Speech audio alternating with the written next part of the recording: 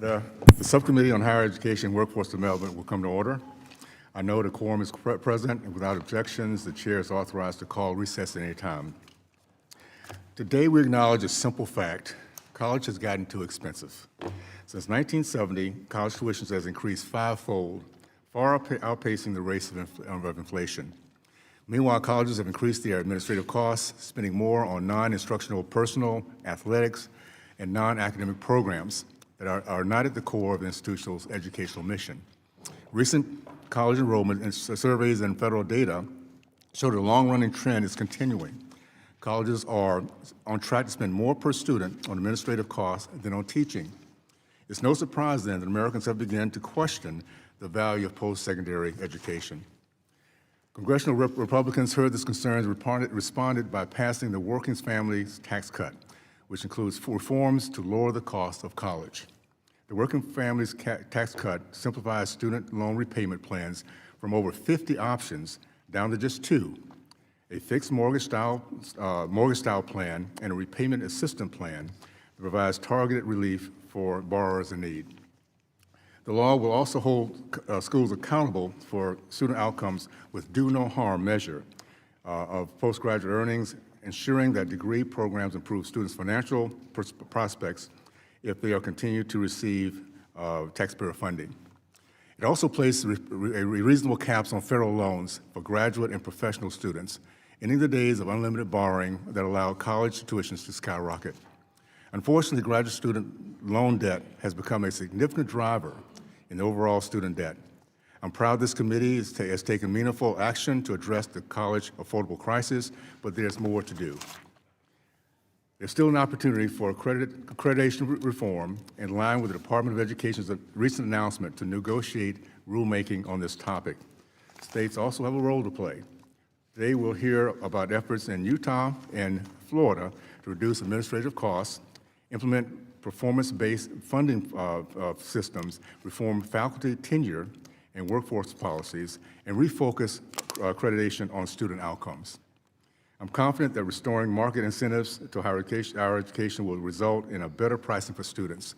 Every student should feel empowered to pursue an education that fits their goal and know that the degree they choose is going to be worth the cost. With that, I yield to the ranking member. Thank you, Mr. Chairman, and thank you to our witnesses for being here today. At this committee's first higher education and workforce hearing of the year, I'm glad we're starting by focusing on what is top of mind for Americans across this country, rising costs. And let me start with the facts. A college degree remains the surest path to the American dream. It's still the most reliable engine of economic mobility we have. College graduates earn more, experience lower unemployment rates, and are better positioned to support their families and contribute to their communities. The basic truth has not changed. What has changed dramatically, though, is the lack of state and federal investment in higher education. And that lack of investment has shifted the costs onto students and their families. From 1995 to 2025, the average published tuition and fees at colleges and universities have risen sharply, far outpacing wages, inflation, and household income. This is not a perception problem. It's a real problem for Americans in search of a better life. Families are being asked to pay more for each year for the same credential, even as they already stretched thin trying to survive. We all agree there's a college affordability crisis in this country. Where we disagree is on the solution. And we also need to be honest about what is and is not driving rising college costs. My Republican colleagues will say that this is about administrative bloat, but the facts do not support that claim. Federal data show that students still far outnumber staff at colleges and universities, including at highly selective institutions. Faculty make up a significant share of employees, and many schools appear staff-heavy only because they operate hospitals, research centers, and public service enterprises that serve communities far beyond their enrolled students. When those roles are properly accounted for, the idea that colleges are overrun by administrators simply does not hold up. Rising college costs are not driven by too many advisors, financial aid counselors, or student support staff. They're driven by decades of public disinvestment that have shifted costs onto students while basic expenses like housing and food and transportation continue to rise. Cutting staff does not make college more affordable. It makes it harder for students to stay enrolled and finish their degrees. My colleagues on the other side of the aisle increasingly argue that higher education is a luxury, that students, particularly low-income and first-generation students, simply shouldn't pursue if they can't afford it. Instead, they're told to go learn a trade or to attend lower-quality institutions with poor student outcomes, including for-profit schools with troubling track records. So let me be clear. The solution to the college affordability crisis cannot be that quality higher education is reserved only for the wealthy. We cannot accept a system where opportunity depends on zip code, family income, or whether your parents went to college. Telling students to lower their aspirations is not a serious policy response. It's a failure of leadership. And the affordability crisis does not exist in a vacuum. Americans are struggling to afford basic necessities, including groceries and housing, child care, utilities, and health care. These pressures directly affect students' ability to enroll, persist, and graduate. Even when students arrive on campus, a recent survey found 3 in 5 experience food or housing insecurity. So when we factor in access to transportation, child care, technology, and mental and physical health care, the number of students facing basic needs insecurity jumps to 3 in 4. Yet instead of addressing these realities, recent policy choices have made them worse. Republicans continue to make food cuts to food assistance, slash Medicaid, contribute to rising utility costs, and freeze child care funding, which all undermine economic security and, by extension, college access.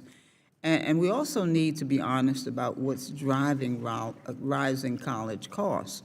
Republicans today will argue that colleges should lower costs by simply not investing high-quality faculty and administrators like career counselors and academic advisors who help students reach the finish line.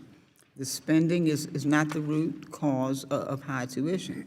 In addition to stagnated state and federal investments, unchecked privatization and for-profit colleges have targeted low-income students, often leaving them with high debt and low-value credentials.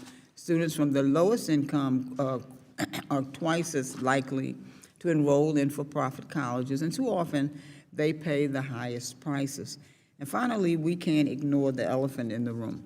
Republicans' big ugly law, which makes this crisis worse, changes to Pell Grants, new borrowing limits, and a restructured repayment system narrow the pathways to higher education, particularly for underserved communities. These reforms risk turning college into an expensive privilege rather than public good. This hearing is about one simple question: do we believe college should be accessible to everyone willing to work for it, or only to those who can't afford it? Mr. Chairman, I look forward to our discussion today. Thank you, and I yield back the balance of my time. Thank you. Pursuant to Community Rule 8C, all members who wish to insert written statements into the record may do so by submitting them to the committee clerk electronically in Microsoft Word format by 5 p.m., 14 days after this hearing. And without objections, the hearing record will remain open 14 days to allow such statements and other material noted during this hearing to be submitted for the official hearing record. I will now turn to introduce our 4 distinguished witnesses. Our first witness is Dr. Beth Akers, a senior fellow at the American Enterprise Institute from Washington, D.C. Second witness is a fellow Utahn, Mr. Geoffrey Landward, the commissioner of the Utah System of Higher Education from Salt Lake City, Utah. Our third witness is Dr. Julie Morgan, president of the Century Foundation from New York City. Thank you. And the fourth witness is Mr. Raymond Rodrigues, the Chancellor of the State University System of Florida from Tallahassee, Florida. I thank the witness for being here today and look forward to your testimony. Pursuant to community rules, I would ask that each of you limit your oral presentation to a 3-minute summary of your written statement. As committee members have many questions for you, the clock will count down from 3 minutes. However, pursuant to Committee Rule 8D and committee practice, we will not cut off your testimony until you reach the 5-minute mark. I would also like to remind the witnesses to be aware of your responsibility to provide accurate information to the subcommittee. I first want to recognize Dr. Akers for your testimony. Thank you, and good morning, Chairman Owens, Ranking Member Adams, and members of the subcommittee. Thank you for the opportunity to testify today. Higher education and workforce policy affect nearly every American family, and getting this policy right matters enormously for students and taxpayers alike. I'm an economist who studies how federal higher education policy affects students and institutions. My remarks today will focus on 2 points: why reform has been necessary and what Congress should do next. Higher education still pays off on average, but outcomes vary enormously across programs. Many programs deliver strong economic mobility, while others leave students with debt and little improvement in earnings. For too long, federal policy subsidized enrollment without paying enough attention to results. Students often enroll without clear information about costs and outcomes, and taxpayers carry growing risk when programs consistently fail to deliver value. The recent reconciliation legislation marked an important shift by tying access to federal loans more closely to student outcomes. It's hard to overstate how important this innovation was for those of us who've been following this field for a long time. It established a simple principle: programs that routinely leave students financially worse off should not continue receiving federal loan dollars. The legislation also introduced new limits on graduate student borrowing. These limits operate as a consumer protection, helping prevent students from taking on debt that exceeds the economic value of their degree, while also restoring some price discipline in graduate education. But the work is not finished. I hope that Congress continues this work to strengthen accountability by paying greater attention to price. Programs that deliver similar earnings at much lower cost provide better value to students and taxpayers and should be recognized as such by policy. Congress should also continue improving transparency so students have clear, usable information before enrolling and before borrowing. That includes ensuring students receive standardized, easy-to-understand financial aid offers and have access to program-level information on costs, completion rates, post-enrollment earnings, so they can make informed decisions before taking on debt. The question before Congress is whether federal policy will continue rewarding enrollment alone or increasingly reward results that matter to students and taxpayers. The reconciliation legislation showed meaningful progress in that direction. Building on that progress can help ensure post-secondary education consistently delivers on its promise. Thank you, and I look forward to your questions. Thank you. I will now recognize Mr. Landward for your testimony. Thank you, Chairman Owens, Ranking Member Adams, members of the committee. Thank you for the opportunity to testify today.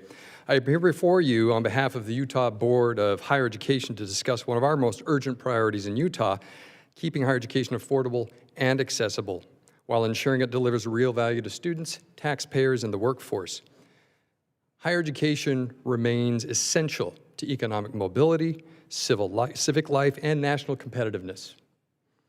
Yet for too many families, the rising cost of college has created the perception that higher education is out of reach. Over the past 50 years, tuition fees at public four-year institutions have risen nearly 3 times faster than inflation. If left unaddressed, this trend threatens access, public trust, and long-term workforce development. The causes of rising costs are complex. They include macroeconomic forces such as increased demand for credentials in a knowledge-based economy, rising costs of labor-intensive services. They also include institutional pressures, mission creep, regulatory burden, duplication of programs, expanded student services, and intense competition for enrollment. No single factor explains the problem, and no single solution will fix it. In Utah, we believe affordability requires strong governance, disciplined decision-making, and a relentless focus on student value. First, we are redesigning our system of higher education to fully capture the benefits of systemness. A recent performance audit confirmed that institutions too often act independently, duplicate programs, and compete rather than collaborate. Our response is a multi-year system redesign built around regional higher education centers with specialized institutional roles, shared services, and coordinated academic pathways. This approach emphasizes collaboration over competition, reduces duplication, and expands access without unnecessary cost growth. Second, Utah has implemented some of the most transparent and disciplined tuition and fee policies in the country. Institutions are required to justify every proposed increase through public hearings, clear cost disclosures, and board-level scrutiny. As a result, Utah's public institutions already have among the lowest tuition in the nation, and real tuition levels have declined over the past 3 years. Third, we're aligning funding with value through strategic reinvestment. Under recent state law, institutions were required to reallocate $60 million statewide towards high-value workforce-aligned programs. Early results show significant reinvestment in healthcare, engineering, computer science, and technical education while reducing administrative costs and strengthening instruction. Utah's outcomes reflect this approach. We have the lowest average student loan debt in the nation and one of the lowest rates of students graduating with debt. This is driven by low tuition, strong concurrent enrollment, high-value technical pathways, and a culture that emphasizes responsible investment. Finally, federal policy matters. Financial aid reform, transparent value reporting, accountability for program outcomes, and expanded Pell eligibility for short-term credentials all support affordability when aligned with student return on investment. Affordability is not about lowering quality.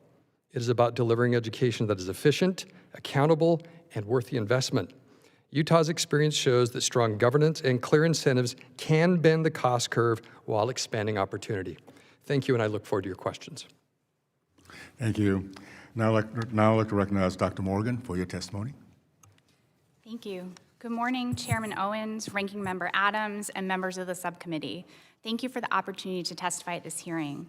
The cost of college is simply too high for most families to afford. Tuition and fees for undergraduates this past year were almost $12,000 for an in-state public college student, $4,000 for a community college student, and more than $43,000 for a private nonprofit, and that's not even including room and board, books, and other expenses.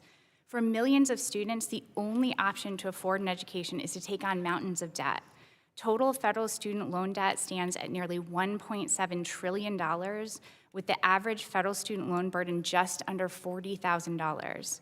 Under the Trump administration's watch, an increasing number of borrowers have struggled to repay their loans, with an astounding 1 out of every 4 borrowers currently delinquent on their loan.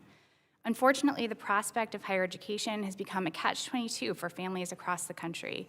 Making a safe, secure living too often requires education after high school, but getting that degree requires taking on enormous debt and financial risk that could leave them worse off. The Century Foundation's own research found that people without a college credential are living in a different, harsher economy. They're twice as likely as their college-educated counterparts to skip meals or medication due to cost, twice as likely to report being late on their bills, and far more likely to turn to debt to cover their expenses.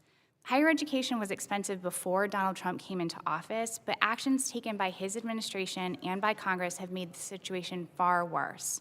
First and foremost, in the last year, the Trump administration has driven up daily costs from utilities to healthcare to school supplies, so much so that Americans are forced to make impossible trade-offs between putting food on the table, keeping their lights on, and getting the medical care that they need and deserve. I know the president has called the issue of affordability a hoax, but for countless families across the country, this pain is real. Congress's decision to gut Medicaid and SNAP to pay for massive tax cuts for the wealthiest Americans only deepened that pain, as did its decision to stand by and watch health insurance costs skyrocket. Now, 3 in 10 Americans are delaying or skipping medical care due to cost.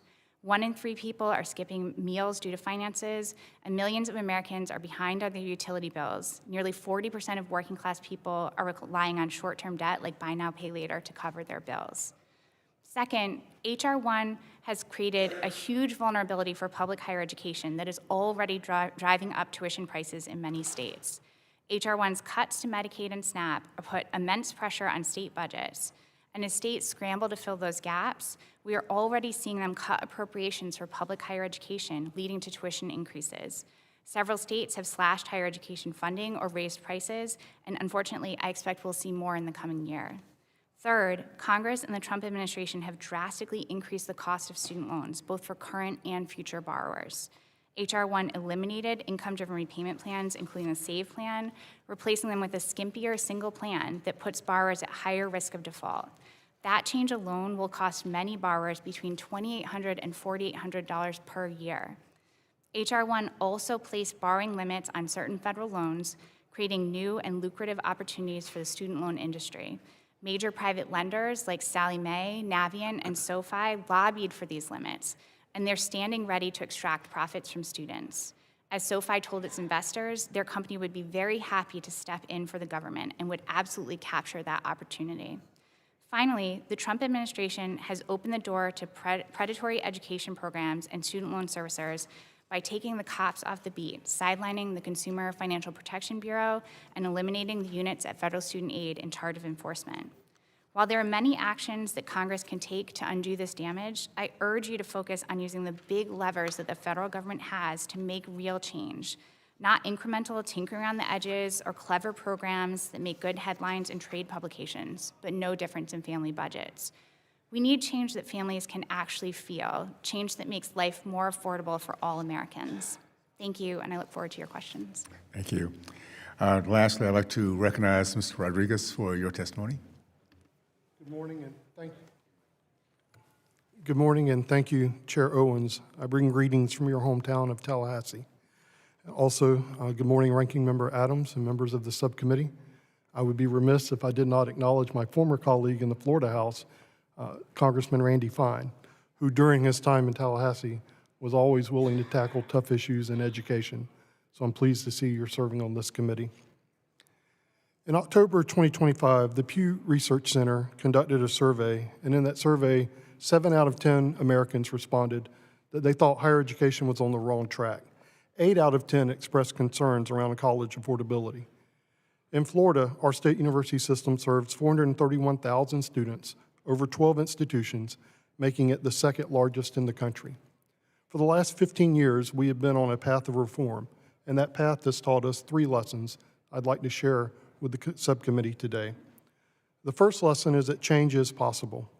During the Great Recession, from 2008 to 2013, Florida cut its higher education appropriations by 43%. That was nearly twice the national average during that time period of 23%.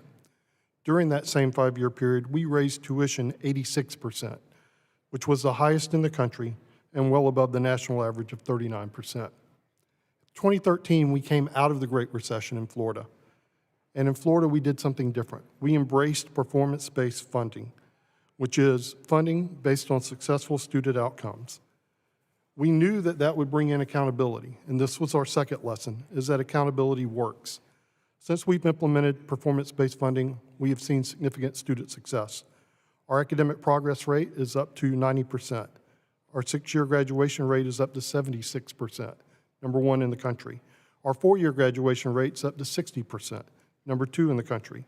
And our post-graduation employment rate is up to 74%. The third lesson we learned is that student success can drive affordability. Each year, we present the results of our 10 performance-based funding metrics to our legislature and to our governor. And our legislature and governor have taken the progress that we've made, and they have continued to invest in our system as a result of that.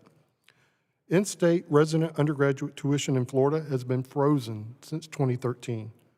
We now have the lowest resident undergraduation tuition and fees at $6,359, nearly half the national average of $11,950.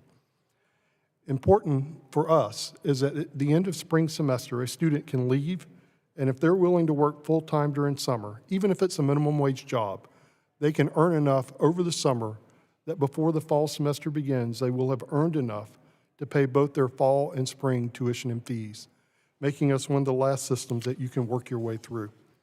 The result of low tuition and fees is that fewer students need student loans. In our most recent data, 80% of our Florida resident undergraduates were enrolled with no student loans. Accountability, transparency, and affordability have transformed our system in our pursuit of academic excellence. We continue to reform in other areas as well, such as containing administrative growth, post-tenure review, eliminating indoctrination, and creating transparency tools for families like My Florida Future. In closing, I commend Congress for passing the Working Families Tax Cut Act. For the first time, the federal government has introduced accountability measures around student outcomes. Florida is proof positive that accountability in higher education works, and I look forward to taking your questions. Thank you. Under Committee Rule 9, we'll now ask questions to witnesses under the 5-minute rule. I'll recognize myself for 5 minutes. First of all, I had a chance to go through all your testimonies, and I'm very impressed. Thank you so much for taking the time to do that. It's going to add a lot to our conversation and how we move forward. Ms. Akers, in your testimony, you mentioned in the past rewarded participation at whatever cost. I'm going to paraphrase. We're moving forward, we're going to reward outcomes that matter to the student, worker, and taxpayer. That's a remarkable way of approaching this. What are your thoughts on the Working Families Tax Cut capping federal students' loans for graduate and professional students? I think this is a tremendously important move for consumer protection. We've been talking for a decade now about student borrowers being victims of this system that does not have any underwriting, that does not help them discern whether debt will be affordable for them to take on. The limits put in place, reasonable limits, to bring in line the amount that people are borrowing with what they can anticipate to see as a return from those degrees. Thank you. Mr. Landward, let me just say, coming from Utah and also growing up in Tallahassee and keeping up with that, there's a culture that we're seeing in both states. It's one of collaboration and, more importantly, keeping the student first, not the institution. So I want to applaud you both for making that happen. We know that confession about confusion about how much college education costs can cause students to make poor decisions about their higher education options, and to be a major barrier for students considering postgraduate education. How does Utah require institutions of higher education to be transparent about the tuition policies? Thank you, Chair. In Utah, we feel an obligation because we are so highly supported by the state legislature, and because of the investment that the state makes. We have an obligation to ensure not only that we're putting downward pressure on tuition, but those who are reaping the benefits of this investment understand the nature of the investment. And so in Utah, we require, first of all of the institutions to hold public hearings and advertise those hearings with the students on campus in multiple venues to ensure they have an opportunity to come and hear what is the tuition paying for? If there is an increase, what is that increase going to pay for? How is it going to benefit the students? And then take that information and feedback and then make a recommendation to the Board of Higher Education. We take an opportunity to scrutinize all of those disclosures. And we also require them to provide us alternative scenarios. In other words, saying instead of raising tuition, what would it look like if we reduce the tuition that you're requesting to this level? Or what would it look like at zero? Please give us those scenarios, and then to push back on those to ensure that they're uncovering every opportunity to find different ways to pay for the needs for these increases. I mean, that kind of public disclosure helps ensure that not only students understand what the tuition is paying for, but also that our institutions understand that they have to justify every increase to ensure that it's going to provide value to those students. Thank you. Mr. Rodrigues, Florida is the lowest resident undergraduate tuition and fees in the nation. What policies have been key to keeping college affordable without compromising educational quality? The performance-based funding measures have prioritized student success. The student success measures have given our legislature and our governor the confidence to continue to invest. Each year, those metrics are reported, and we can demonstrate to the legislature and to the governor the connection between their investment in our higher education and the success of our students and how that contributes to the overall economy. Because our metrics are focused around student success, they understand the academic excellence that our students are receiving. That spurs further investment. Thank you. I just want to say, again, thank you for prioritizing the students first in the center institution, and we're starting to see that's a great model for the rest of the country, and I'm looking forward to them seeing that. So that being said, I'm going to now recognize the ranking member for her question witnesses. Thank you, Mr. Chairman. Thank you again to our witnesses. Let me turn to Dr. Morgan. Dr. Morgan, public colleges remain the most affordable option for students, especially low-income, first-generation, and working students, but that affordability has increasingly been preserved by shifting costs onto students rather than sustain a public investment. So can you explain how state funding for public colleges has changed over the last few decades, and how those shifts translate directly into higher tuition and fees for students from a policy perspective? Why is sustained state and federal investment in public colleges one of the most effective ways to control costs without sacrificing quality or access? Absolutely. So I'll just start by saying, public colleges and universities are really the backbone of our higher education system. This is where about 70% of individuals are going to school, and it's incredibly important to keep them accessible and affordable for all students.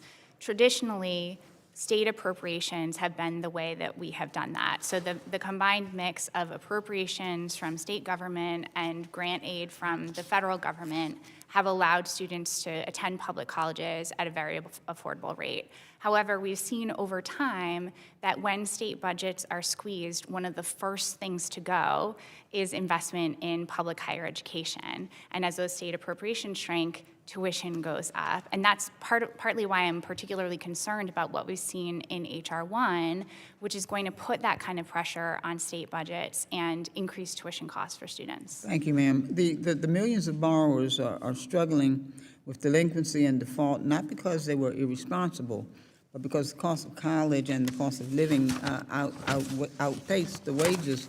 So what does the evidence show about how student loan default affects borrowers' financial stability, including credit access, housing, and unemployment?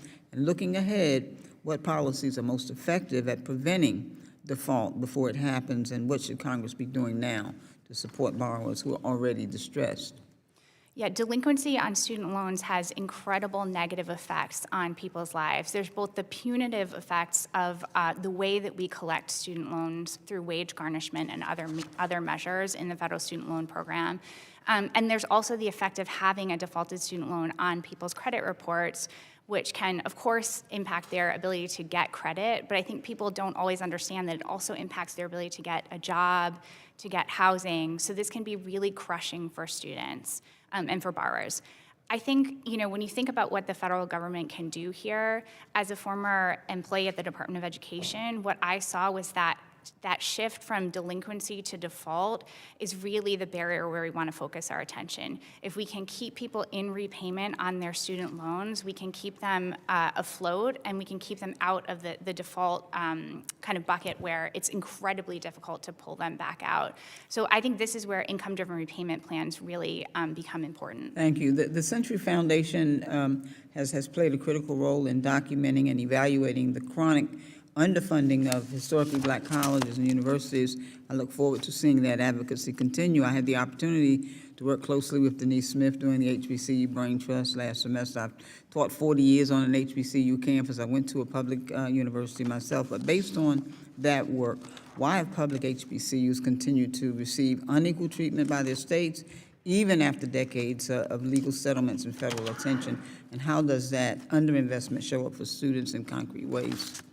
Yeah, I really want to thank you for your advocacy on this issue. It's an issue that has been incredibly important to the Century Foundation because it's important to people in this country and to creating equitable access, not just to higher education, but to jobs.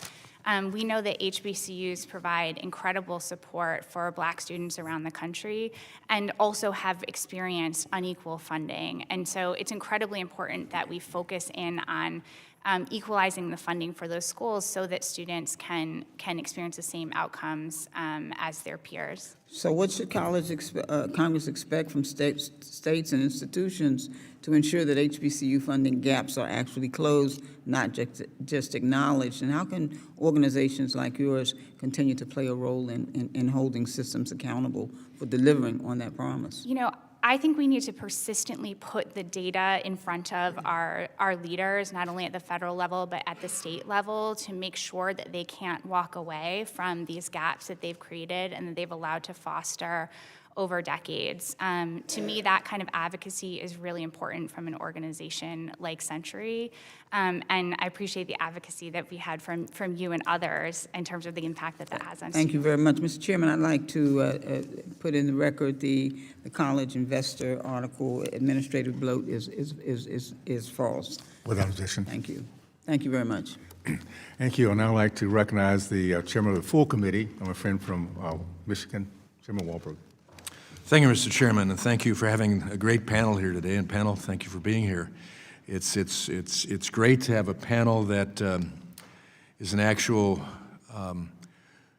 showcase of what happens when you focus on accountability and responsibility for outcome, as opposed to just throwing money at it, as we've done for the past number of years, with more government loans, which has exacerbated the cost of college education, because there's no limit to what the government can give.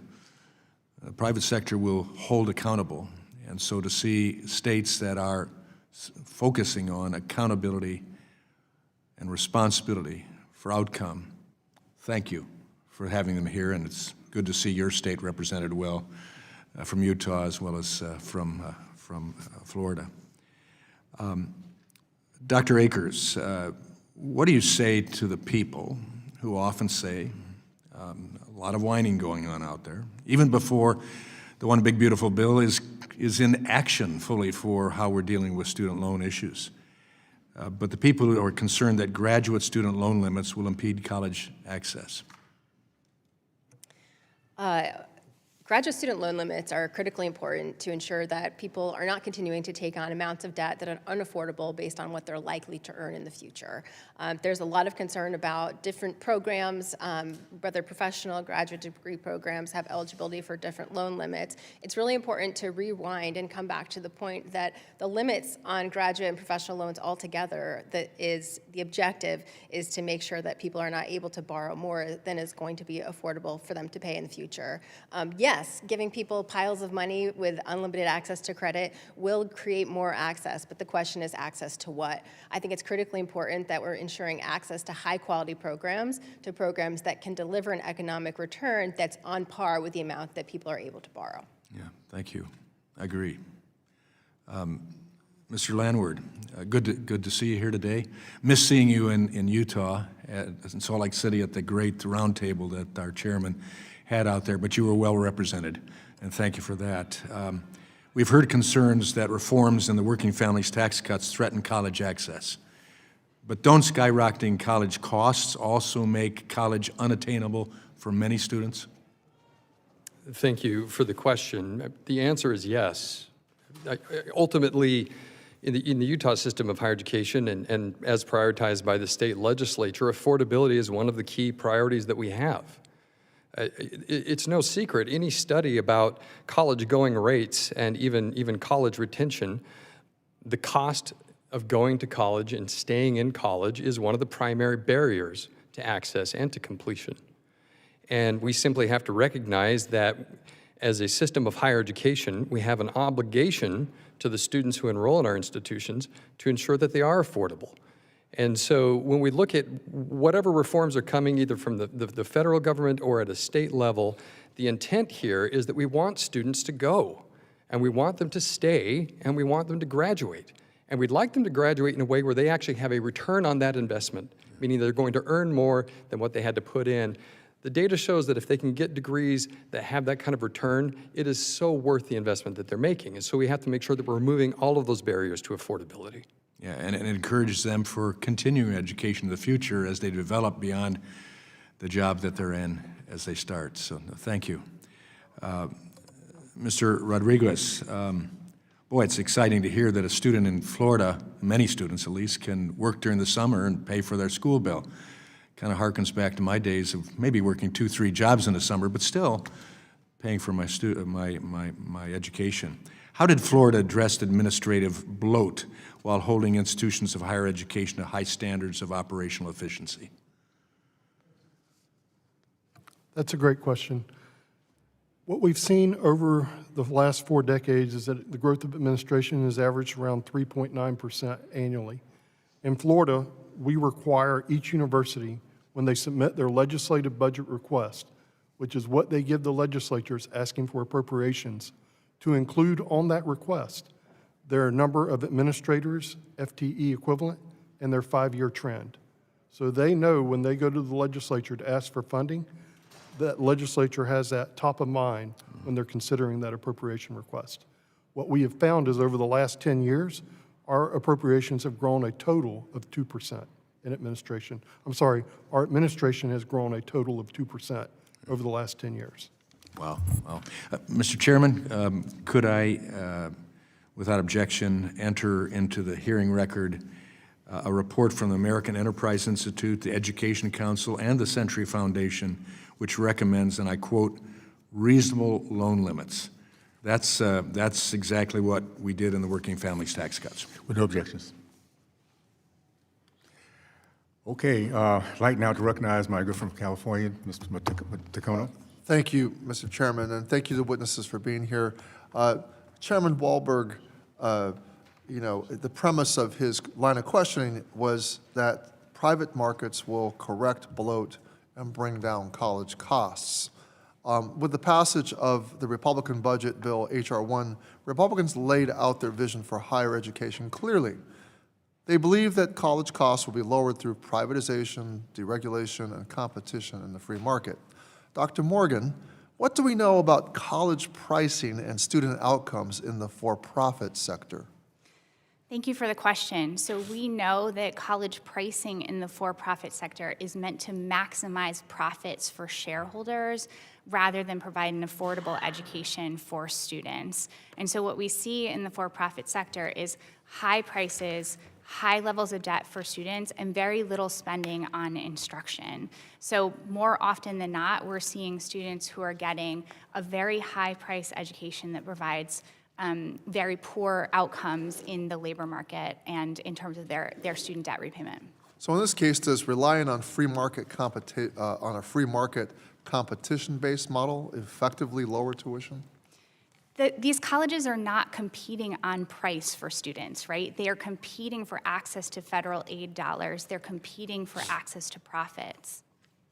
And there doesn't seem to be any attention to this particular sector in H.R. 1 or among your counterparts at the table. No, in fact, you know, H.R. 1 has very little attention to the issue of affordability overall, and in fact works in the opposite direction. It's increasing costs on families across the board, which is making it harder for them to afford higher education. Thank you. Republicans seem to be operating on the theory that an increase in federal financial aid available to students leads to an increase in tuition for all. Dr. Morgan, in which sector of higher education has this theory been shown to be true? Public higher education, private higher education, or in the for-profit sector? So the studies that I've reviewed have showed that in the for-profit sector, when there's an increase in financial aid, we see a corresponding increase in tuition prices. And that is, I believe, driven by this profit motive. They are looking to suck in as much federal financial aid as they can. So an increase in financial aid has not been demonstrably been shown that for increases in public higher ed or in private higher education, but mainly in the for-profit sector. No, certainly not to the same degree as the for-profit sector. I think the other thing to remember here is that even if federal financial aid were driving up tuition prices, the idea that simply limiting federal aid would somehow bring down tuition prices is a fallacy. What we're seeing is the creation of a gap between federal student loans and tuition prices that families are having to fill by turning to the private market for private student loans. So H.R. 1 capped how much students could borrow in federal loans, limited student eligibility for Pell Grants, and fully replaced the student loan repayment system with one that is ultimately much more expensive for borrowers, changes which all increasingly pushed American students toward the private loan market. Dr. Morgan, will the changes made in H.R. 1 safeguard students against defaulting on their loans or exacerbate the risk of default? They are certainly going to exacerbate the risk of default. I think in particular, the dialing back on the income-driven repayment plans available to people to give them a less generous option puts students at risk of default, but also shifting them over to the private market for loans puts many, many students at risk of default, and it puts them at risk of default on a loan that is more predatory than what they would have gotten in the federal system. So my Republican colleagues say that greater privatization in higher education will protect the American taxpayer from subsidizing student loans. But without corresponding protections for student borrowers and accountability measures, the private markets will have free rein to treat these students like piggy banks. Dr. Morgan, we are accelerating American students towards the brink of a massive default crisis at a breakneck speed. What will a default crisis ultimately cost the American taxpayer?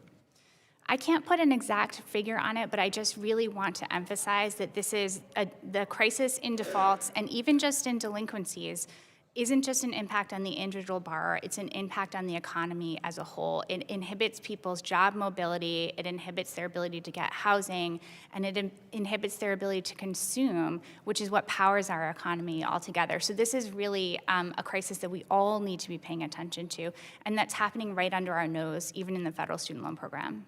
I'm afraid to say that my Republican colleagues want to take a victory lap today, but I want to warn all Americans that these policies that they have embedded in H.R. 1 are going to create a default crisis that will leave every American footing the bill. I yield back. Thank you. I'd like now to recognize my good friend from North Carolina, Ms. Harris. Thank you, Mr. Chairman, and thank you to all of you on the panel for your testimonies here and your written testimonies that I enjoyed reading.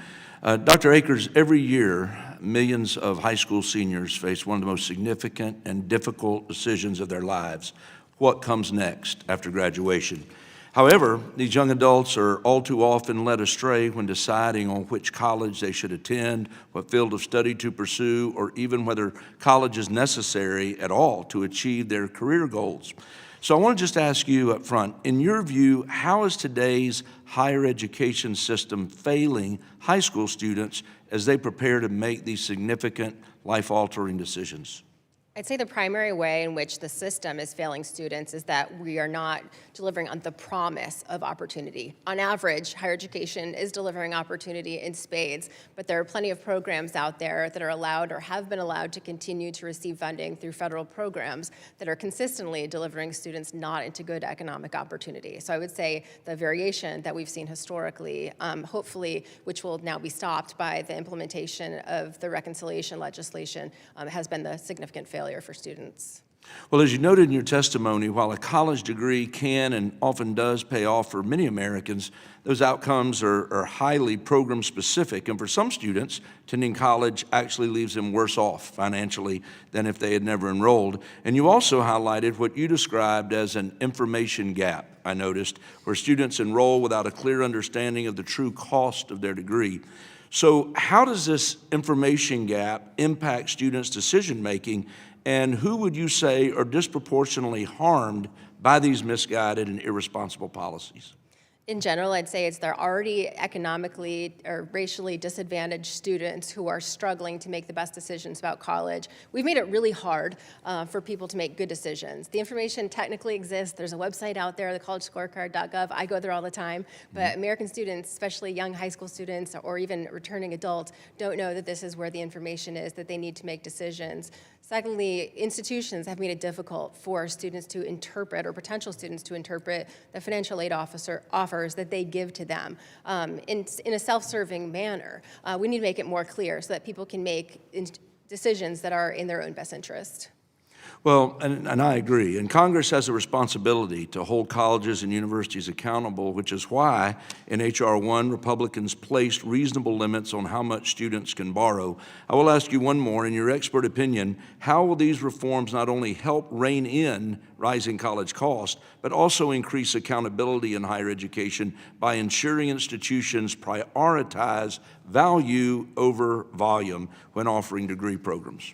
For the first time, this legislation puts in place standards that says to an institution, if you are not delivering your graduates, your students, into better economic circumstances than where you started, we do not want you in the federal lending program. That is a tremendous win, both for individual students and for taxpayers. Layer on top of that what I think is a really important protection for graduate students.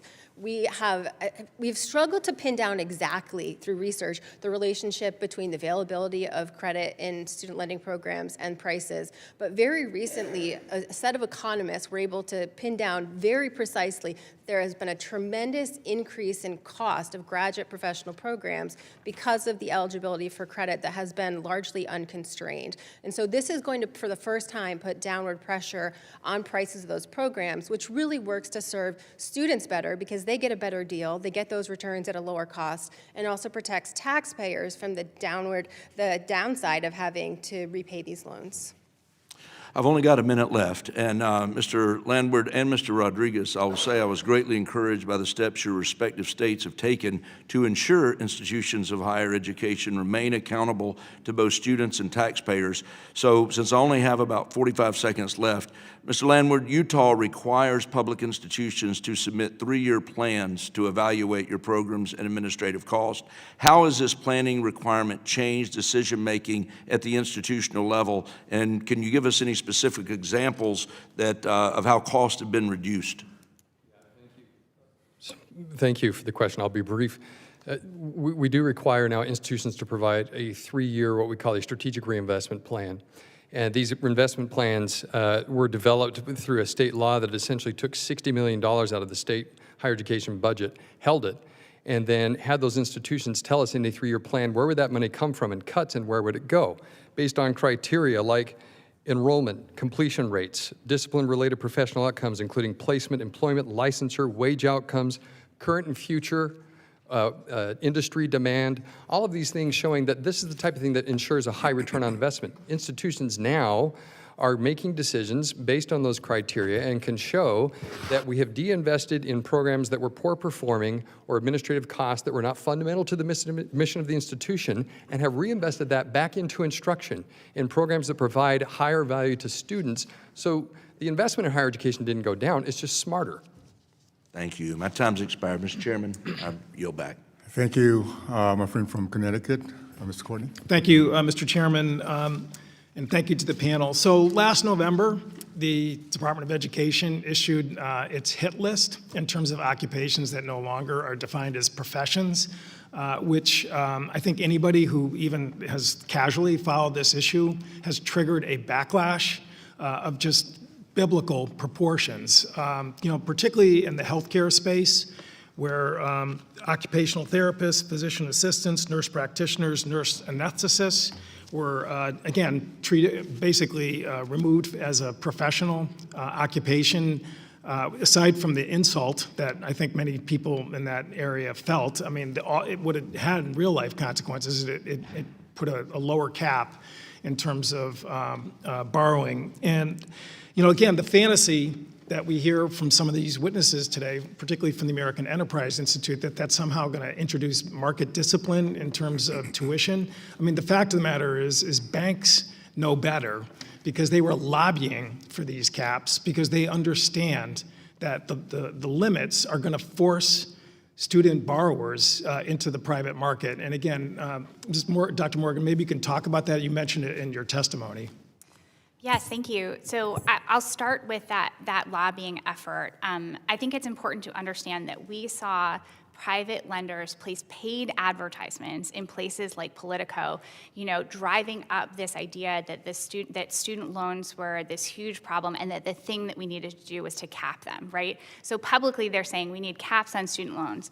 Privately, what they were saying to their investors was, we're waiting in the wings. There's a profit opportunity for us here. And I think that those people who you're describing who are locked out of professional degree, the limits on professional degrees, so particularly, nurse practitioners and other people in these advanced healthcare fields who are not doctors, they're exactly that prime kind of target, right? So for a SoFi or for a Sallie Mae, this is the person who they're going to go after. Those borrowers cannot expect their tuition to decrease to match the federal loan limit. They're going to end up paying for high-cost private student loans to fill the gap.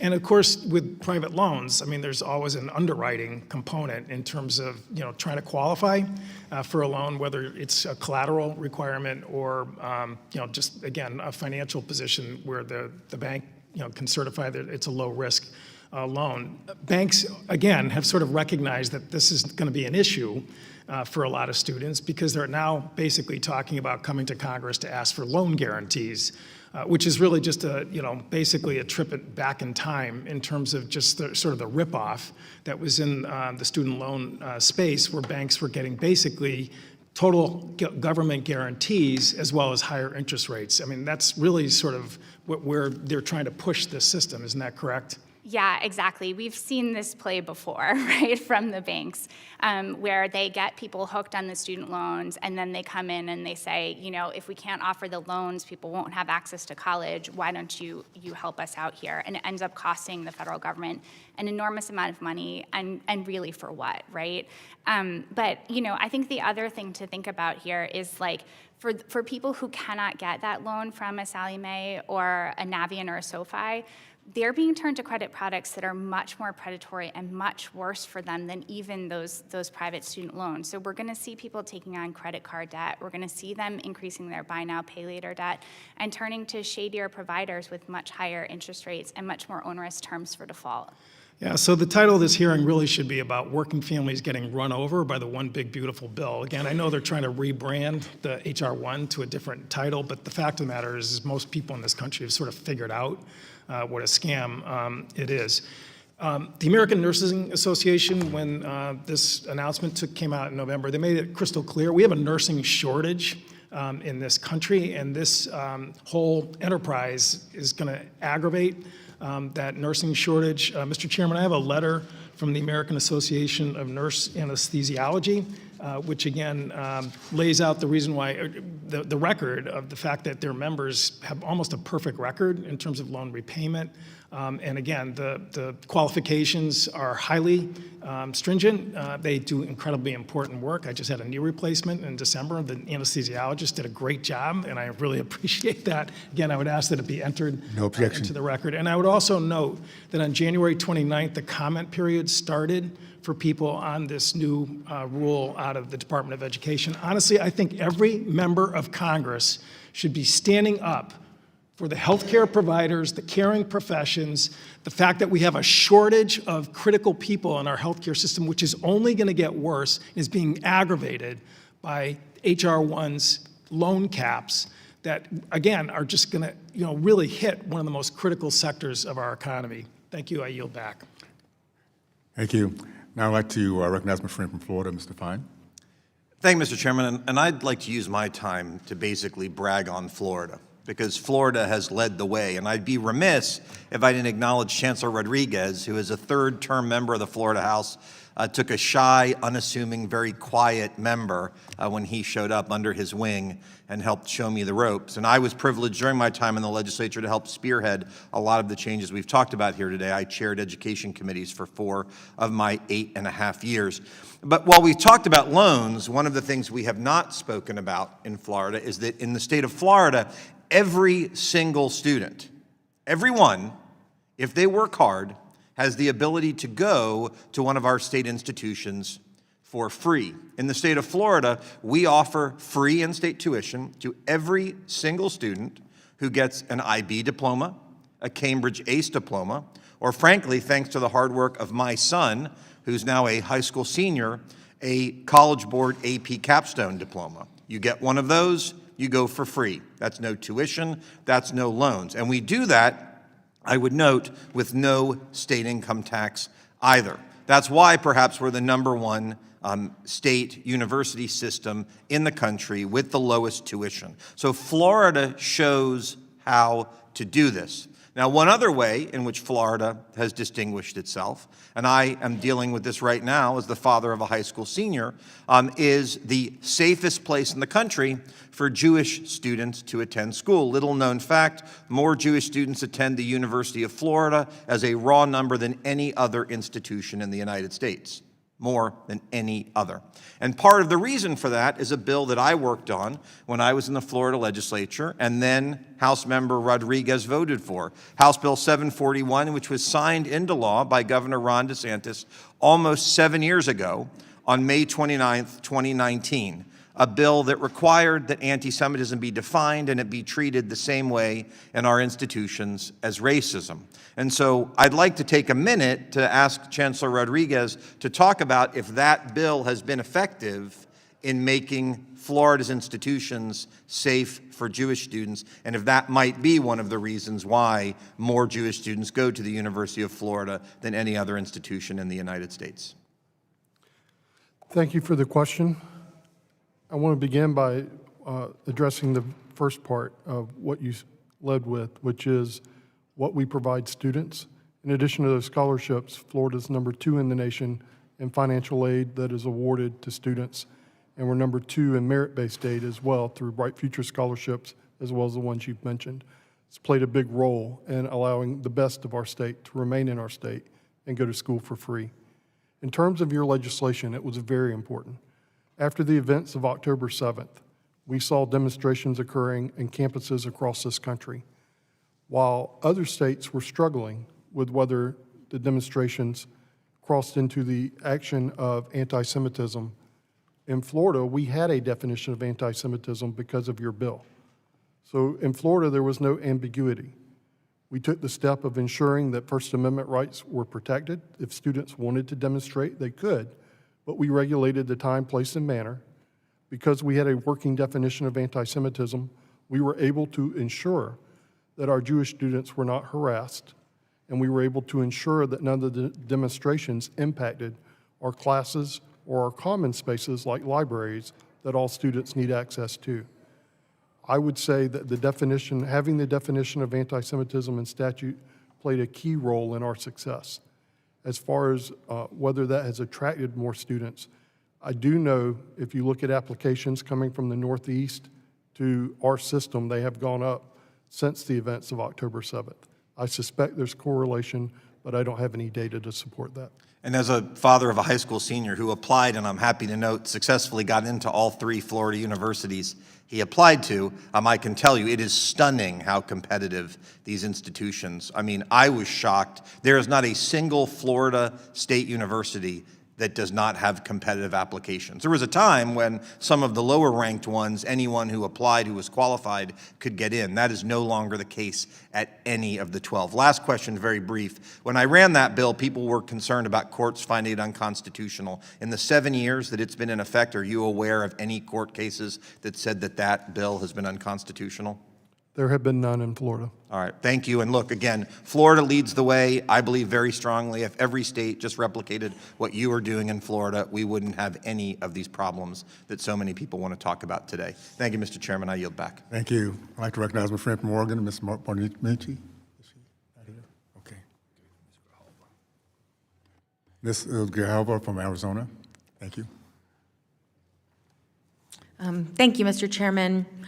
I am the proud parent of a freshman at the University of Arizona.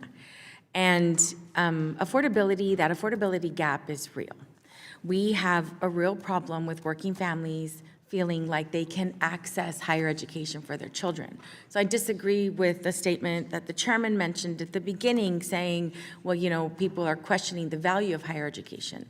No, we're questioning whether we can send our kids to school. Period. So regardless of how academically, you know, their prowess in classrooms, their support systems here, there, and whatever, some of the programs that I believe federal funds have really done right is programs like TRIO. And TRIO are the programs like Upward Bound, Talent Search, and Student Support Services that really help students who are first generation, students who are from families where if these programs weren't available, they wouldn't even know how to access loans. And so I think that those programs are important, and those programs are on the chopping block, and many state and local universities and community colleges have tried to figure out a way to continue to support these programs. So I want to recognize Arizona's TRIO professionals and the Western Association of Educational Support Personnel, work I saw firsthand literally just last week, whose 2026 training, Rooted in Purpose, Growing in Community, reflects the essential role of these federally funded programs and how they play in supporting these students that we're talking about, first generation, low income, and underrepresented students in our community colleges and universities. And while TRIO provides the advocacy and support these students need to navigate higher education, that support must be matched by secure financial foundation. The most effective way to lower costs for these students and their families is to invest in the Pell Grant. As the federal government's foundational investment in college affordability, Pell Grants help more than 7 million students attend and complete college each year. The evidence is clear. Need-based grant aid increases college enrollment and completion for low and moderate income students. Pell Grants are especially well targeted to those with the greatest financial need. 74% of recipients come from families earning $40,000 or less annually, including 34% of families earning $15,000 or less. As a result, the Pell Grant program serves as a powerful engine of economic mobility in communities across the country. Notably, 81% of Black students and nearly 3/4 of Latino students receive Pell Grants during their time in school. So, Mr. Chairman, I ask for unanimous consent to enter into the record an article that further details the impact of Pell Grant programs on college access and student success. No objection. Thank you. So students across America are struggling to afford college, not only because of tuition, but because meeting basic needs like food, housing, and childcare has become increasingly difficult. Recognizing these challenges, some institutions are responding with innovative supports for low-income students, including campus food pantries, emergency financial aid, childcare for student parents, flexible options for adult learners. Dr. Morgan, given that the maximum Pell Grant now covers less than 1/4 of the cost of attending a 4-year public college, students are facing massive affordability gap even after receiving aid. Can you provide us with an overview of how this gap contributes to the basic need challenges, such as food and housing insecurity, that students face today? Yes, I think there are two important factors for us to think about with this basic needs gap. So one is the one that you mentioned, which is the Pell Grant and other aid that students get from their institution or from their state doesn't cover enough of the cost of college, putting a lot of burden on the individual who, as to your point, from lower income families, particularly students of color, those burdens are already pretty insurmountable on their own. I think the other thing to think about is that, the burden of paying for college doesn't fall on a family in a vacuum. It falls in the context of all of the other costs that they face, including healthcare, utilities, all of these costs that are rising under Donald Trump. So I think about the cost of healthcare in particular, where Congress has allowed the subsidies for ACA to lapse, and now families are facing much higher healthcare costs. For some families, that's an additional $4,000 a year, right? That is the cost of attending a community college. It's a big chunk of attending a 4-year institution, and that's putting even more pressure on the individual. And to your point, colleges have done a lot to try to meet these basic needs, but they cannot keep up when this is 3 in 5 students who are facing basic needs challenges. So how can federal, state, and local governments work with colleges to support students' basic needs? I think that states and the federal government have to step in here. We have to understand that the aid that and the appropriations that we provide to these institutions are going to be the major way of filling that gap. Yeah. So the H.R. 1 repayment assistance plan hurts low-income borrowers. Dr. Morgan, for millions of borrowers, student loan repayment is not just a financial issue. It shapes whether you can save for a home and start a family. So I appreciate all of your feedback here. Thank you, and I yield back. Thank you. Thank you so much. I'm a friend from Guam, Ms. Milan. Thank you, Mr. Chairman, and for the subcommittee hearing today, especially we are finally addressing the runaway college spending that we are seeing today. Dr. Akers, right? You expressed that really well on your opening statement, so thank you so much. And it is a runaway college spending situation that we're seeing here. We have a study here provided by the U.S. Consumer Goods and Services and Wages, and it looked at the price changes from the year January 2000 to December 2025.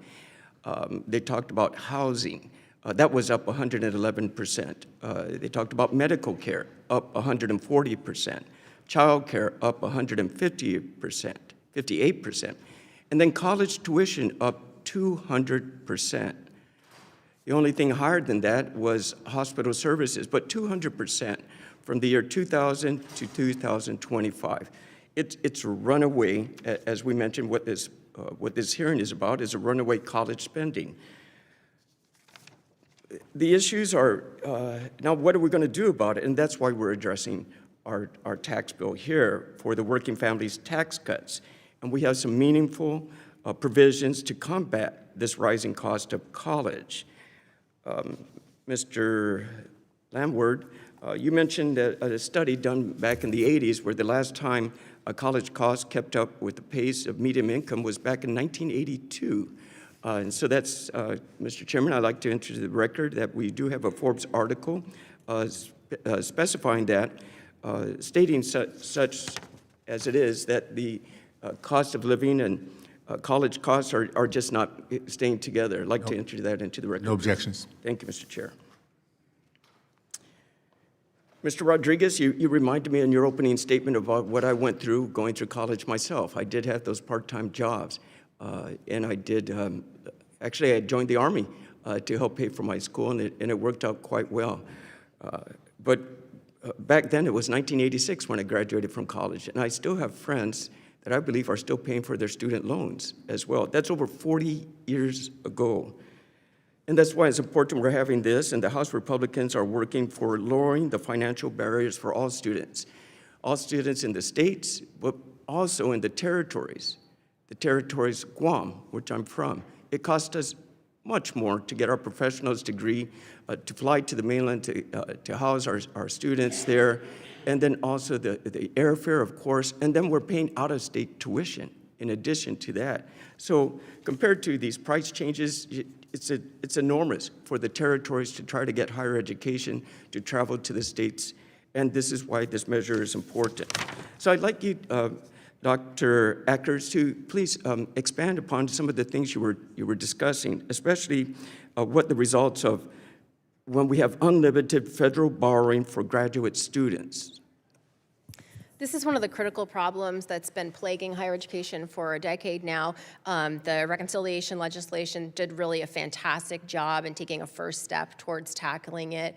We know that with graduate students able to borrow basically unlimited sums, pair that with a lack of high levels of financial literacy, and you get students paying more for their education than it's really going to be worth, and is really appropriate for both those individuals and for taxpayers. These new limits put in place limits that put downward pressure on institutions so that they can charge less, or they will charge less for these programs. And it also ensures that people are not going to be left with that overhang of debt to pay for their graduate and professional degrees that last well into their career. So it's a tremendous innovation, most critically as a consumer protection. Thank you for that. Mr. Landward, you also mentioned a 3-year plan. Can you expand a little bit more on that? It sounded really interesting. Yeah, thank you. So again, this was a conversation with the Utah legislature. In Utah, when you look at the total appropriated funds, tuition, and state support, Utah contributes 63% of the cost of higher education from taxpayer funds. And so the question was, for taxpayers and for those who represent those taxpayers in the legislature, are they confident that that investment is providing a good return? In other words, is it providing value to the students, and is it providing value to the state? And so they asked us to take a look at all of the programs, all of our administrative costs, basically anything that is included in that cost that is passed on through tuition and taxpayer support, and say, can you make cuts in any of these areas? And as a reward for finding those cuts, will allow you to keep that investment from the state tax dollars as long as it's going to an area where we're seeing a high return on investment for the state itself. And when you look at where those reappropriations went to, every single one of the schools in our system got all that money back from the legislature. It went to areas like healthcare, engineering, computer science, general education, business, technical education. These are all programs that have high enrollment, high completion, high return on investment for the students, and they also help drive our economy. Thank you so much. Thank you, Mr. Chairman. I yield back. Thank you. I'd like now to recognize my friend from Oregon, Ms. Bonamici. Thank you, Mr. Chairman, Ranking Member, and thank you to the witnesses. The cost of college is rising. That's clear. I hope my Republican colleagues can recognize that, as Dr. Morgan said, one of the reasons is the persistent disinvestment in higher education at the state level. My colleague from Guam mentioned something about 1982. Well, in 1980, which happened to be the year I graduated from college and started law school, 79% of the revenue for public colleges came from state and local funds. But by 2021, it had dropped to 57%. I wouldn't be here today if I didn't have the grants, loans, and work study that I got to work my way through 2 years of community college, 2 years of college, and 3 years of law school, with a very manageable amount of debt. And I'll tell you, work study was a great program. We need to enhance that. I've been working on that for a while. But we could also make a significant difference if we invested more at the federal level. It is not a lack of resources. It is a policy choice. Now, I want to talk about the H.R. 1, which I call a big ugly bill because I don't think it's beautiful. You know, I support Workforce Pell, but I want those Workforce Pell grants to be available to people who affirmatively want to go into workforce jobs, not as a backup for somebody who thinks, I really could do well in college, but I can't afford it. So first, we talked about this already in the committee. The H.R. 1 cuts Medicaid and SNAP, which is making it harder for families to pay for health care and groceries. And now states, as I know as a former state legislator, are trying to fill those gaps with their limited budgets, and students will pay the price. And yes, there's a working families tax cuts is part of the title of this hearing, but at the same time, all the other costs are going up because of chaotic tariff policies, not addressing things like affordable housing. So we're already facing those high costs for food, rent, healthcare, utility bills. But here's a point I want to emphasize. That big ugly bill gave ICE $75 billion, close to $75 billion, that's with the B dollars, and the Customs and Border Patrol almost $65 billion with the B dollars. That was a policy choice. It certainly wasn't mine.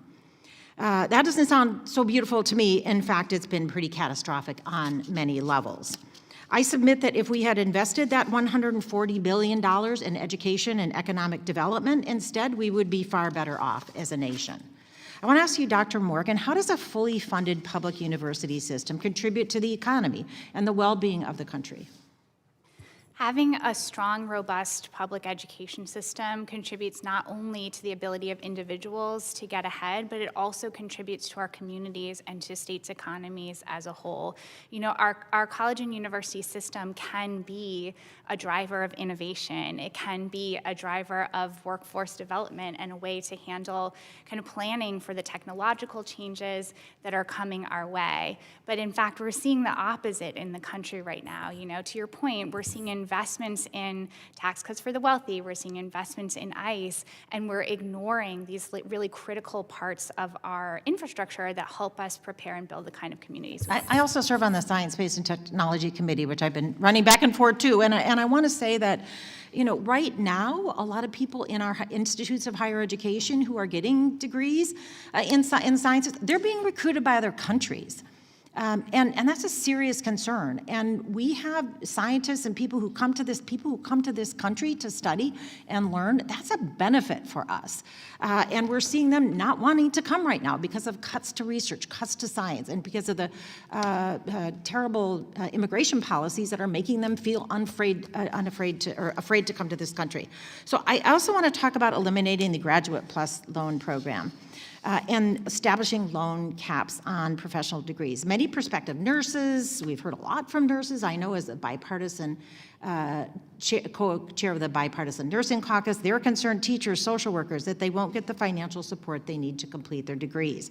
I'm not sure if Republicans thought that this would somehow force institutions to lower their tuition when they want to implement this, but it seems implausible in light of the myriad financial pressures that they already face. So, Dr. Morgan, how does H.R. 1 affect the ability of low-income students to afford nursing, medical school, and how will this affect access to affordable health care in the long term, especially in rural and underserved areas? And how should Congress reform graduate school funding to better serve and support students rather than eliminating graduate loan program and establishing loan caps? What would be a better alternative? This bill is going to make it much, much more expensive for people to pursue education in healthcare fields, and particularly for people who are left out of that professional degree categorization, which was a policy choice by the Trump administration to narrowly define professional degrees. So it's going to cost people a lot more money, but I think your question asks a larger question about what this means for our healthcare system. And if you look at H.R. 1 as a whole, it's putting our entire healthcare system at risk, right? We're making it harder for people to be insured. We're making it harder for people to be able to work in hospitals.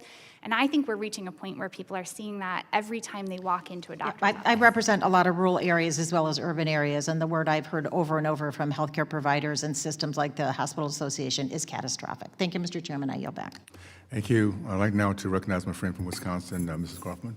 First of all, a couple comments. Everybody loves Workforce Pell because it sounds so good. One of the degrees that they made the pitch on in my area was truck driving, where they can go to tech school and learn how to drive truck. So I called some of my local trucking firms because I figured the law of supply and demand should be taking care of that. And sure enough, all of the ones that I talked to were already paying for the tuition, the trucking firm. So all we're doing with Workforce Pell is we're spending government dollars on a problem that was already being solved by the private sector. I don't know that anybody else called their trucking firms. And by the way, the same thing is true of advanced welding degrees. The companies were paying for it by their own, and now we got the government coming in, paying for something that the private sector is paying for anyway.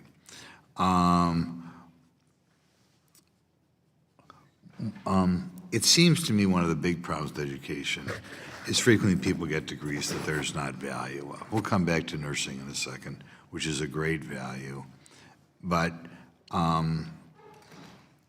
plumber, electrician today, where we have such a huge shortage, those guys can be making far more than college graduates. Does anybody have any suggestions how we can prevent students, not from getting a nursing degree, but prevent students from getting a psychology degree or communication arts degree when they could do so much better going into the trades? That's where I think the real problem is. You want to take a crack at it, Beth? I can jump in there. My feeling is that we have an insufficiently informed set of consumers when it comes to higher education. We've done too little to help people understand what it is that they're paying for, what they're likely to pay, and what opportunity it's going to deliver to them in the future. Surveys show that people go to college for primarily one reason, and that's to make more money. And so if we give people and empower them with this information, they will make the choices that lead them down those paths, and that's, I think, what the role of government is today. Okay. Just another factoid that I've been trying to point out here. You see those Walmart trucks driving around, Live Better, whatever it said in the back, the Walmart trucks. Those guys make $140,000 a year, just so you know. Okay. I think one of the reasons I want some of you guys to comment on it, well, first of all, I'll take a little bit of a shot at what we're doing here, because I had some people from the private colleges in my office the other day.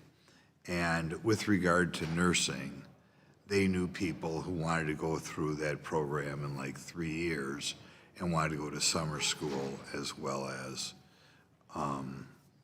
the regular time. They felt that because we couldn't,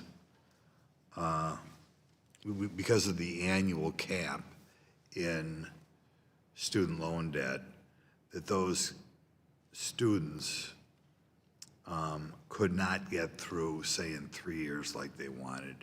Do you think, Dr. Akers, there's any way to tinker with that program to get a little more out to kids who are doing summer school? I can't say I'm an expert exactly on the mechanics of how we would make that possible, but that seems like a reasonable accommodation. Okay, it's reasonable. Well, we'll let our committee chair, he's not here anymore, we'll let him remember that it's reasonable. I think one of the reasons why the cost of college has gone through the roof is the number of non-teaching personnel in universities and colleges has gone through the roof in the last 40 years, right? Normally you'd think if I'm going to set up a college, the vast majority of my employees are going to be professors or teachers of some sort. But instead, we've had a skyrocketing number of people in non-teaching positions. Does anyone want to care why that's true or comment on that? I'll take a stab at that. Okay. I read a study that was released a year ago by an economist at AEI, Preston Cooper. He looked at all of the administration across higher education from iPads. He pulled the iPads data. And the big takeaway I took from his study is there's been tremendous growth in administration, but that tremendous growth is isolated to the top quintile. So for example, the institutions in the top quintile have about 161 administrators per 1,000 students, whereas the median across the country is 70. In Florida, we have 62 per 1,000 students. So I think what we're seeing is a significant increase. That increase is largely isolated to Ivy League Plus, and very prominent flagship institutions. But the vast majority of the institutions have had a very slow growth over that time. I'm not sure that's right. You mentioned administrators, and one of the areas that I think is going up is counselors and those sort of people. But thank you very much for giving me another 10 seconds. Thank you. I'd like to now recognize my friend from Georgia, Ms. Beth.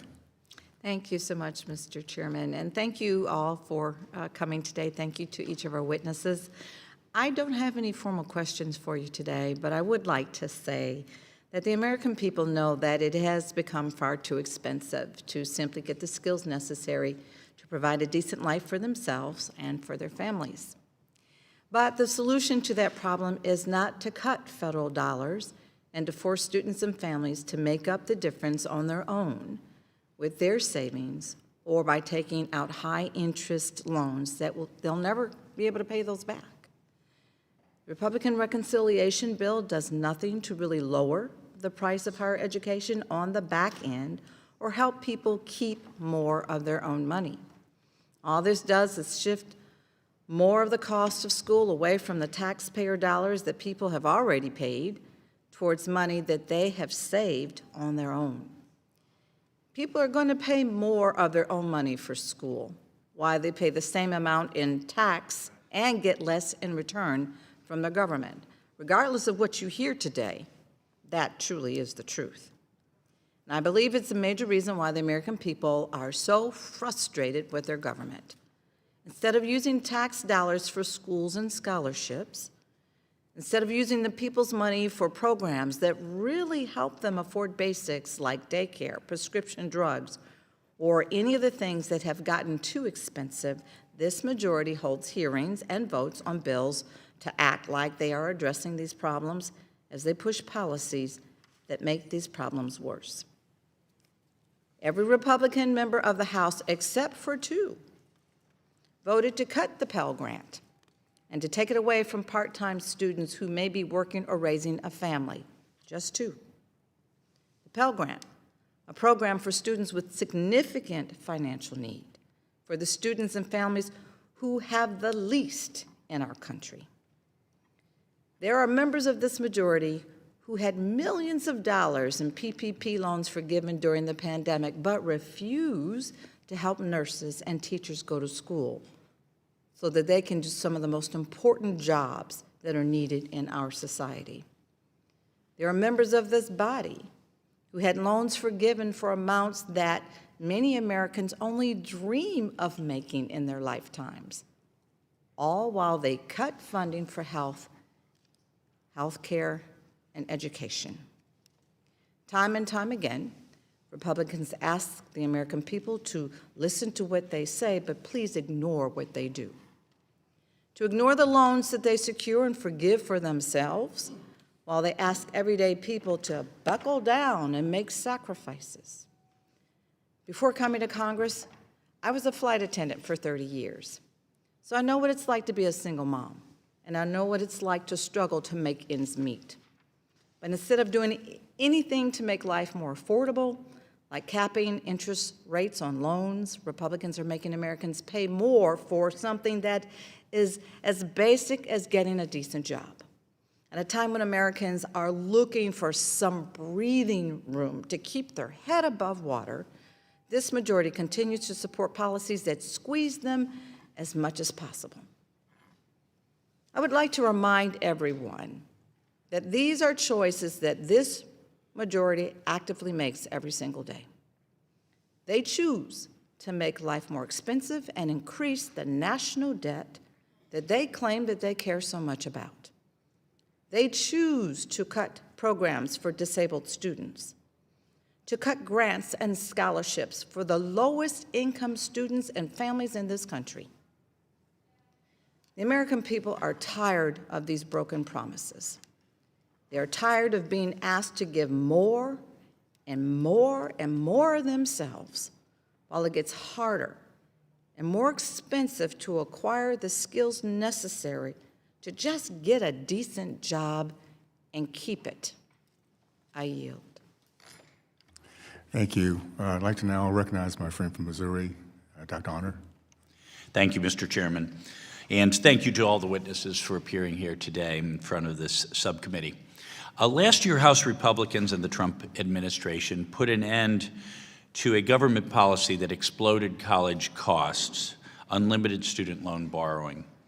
Before the passage of the Working Families Tax Cut Act, colleges were incentivized to raise the cost of attendance far beyond the pace of inflation because they knew they could count on the federal government to subsidize the increase. However, the job is not done. We can continue to make college more affordable by improving price transparency, something we need in many areas of the economy, including my own area of healthcare. I'm working with my friend from Kentucky, Chairman Brett Guthrie, on the Student Financial Clarity Act. Our bill creates a universal net price calculator and expands the college scorecard so students can compare costs, outcomes, and financial aid across multiple institutions. This committee has approved that bill, and I am hopeful that it will be brought to the House floor soon. After college, many students don't know how to navigate the loan repayment process. They are overwhelmed and don't feel they fully understand there will ever be an end in sight. They receive loan disclosures that are hard to understand. The disclosures should prioritize important personalized information, such as origination fees, interest rates, and early payment plans. But current law only requires lenders to give 3 disclosures, one at reimbursement, one before repayment, one at disbursement, one at or before repayment, and one during repayment status. Ms. Akers, do you think students would benefit from regular monthly disclosures during the life of their loan? Absolutely. We know from research that students are not aware of how much they're borrowing even just months after signing their initial promissory note. So the system is really broken. This is in the interest of the institutions who don't necessarily want them to have at top of mind how much they're paying every semester. Yes. But it's something that we need to fix, absolutely. Do you think that those disclosures should include projected monthly payments based on how much a student borrowed with an option to pay any interest that accrues while the borrower is still in school? Absolutely. I ran an experiment probably 10 years ago trying to show that when we give people this information, they become better informed, make better choices. Turns out they had so little information, anything we gave them was a huge game changer. I think that we need to put this information into context for student borrowers. That big number of how much they're borrowing, maybe $30,000 for STEM students, might be meaningless for somebody who has never managed a household budget. Exactly. So anything adding context to allow people to make better decisions, because if we empower them to do so, they will make the right decisions for themselves. So I think this is a step in the right direction. I think a lot of policy errors we make in Washington regarding economic and social policy assume that people are not rational economic actors. I think that is far from the case. I think in almost every context in life, human beings are rational economic actors, but they can't be if there is not price transparency and transparency about terms of complex financial instruments like loans. So I appreciate that. Yeah. Fortunately, there's also a bill that accomplishes the above, the Student Loan Disclosure Transparency Act. This bill was introduced last Congress by then Congresswoman Abigail Spanberger, and I look forward to reintroducing it with her successor, Congressman Vindman, as a co-lead. Let's see, how much time do I have left? Finally, I want to examine a state-level reform that to make college more affordable again. As everyone in this room knows, the federal government plays a limited role in education policy, and often states lead the way. By rewarding professors for strong student outcomes, tenure reform could increase institutional efficiency and refocus spending on student success. Mr. Landward, in your testimony, you discussed Utah's success with post-tenure review system reform. How does Utah's post-tenure review system help institutions control college costs for students and taxpayers? Well, the intent here is accountability and value. Again, we're relentless on just asking the question. Anybody who is employed at any of our universities, no matter what role, we have to ask the question, are you contributing to the core mission of the institution? Are you doing so efficiently and effectively? With post-tenure review, this is an opportunity to give us sight lines into the performance of every professor, no matter what their status is in the faculty ranks. And this allows us to ensure that there's an annual review of their performance based on factors.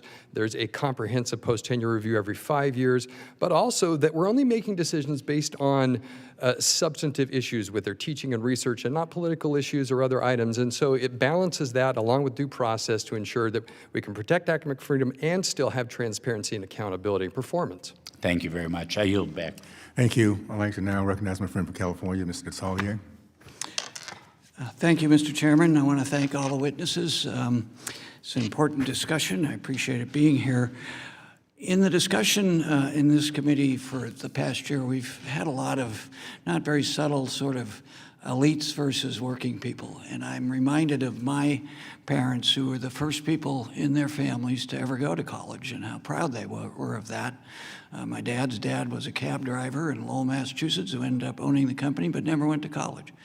My mom's dad was a firefighter, an Irish firefighter outside of Boston, who could imagine, who was very proud of the fact that he worked very hard so that his daughter could go to college.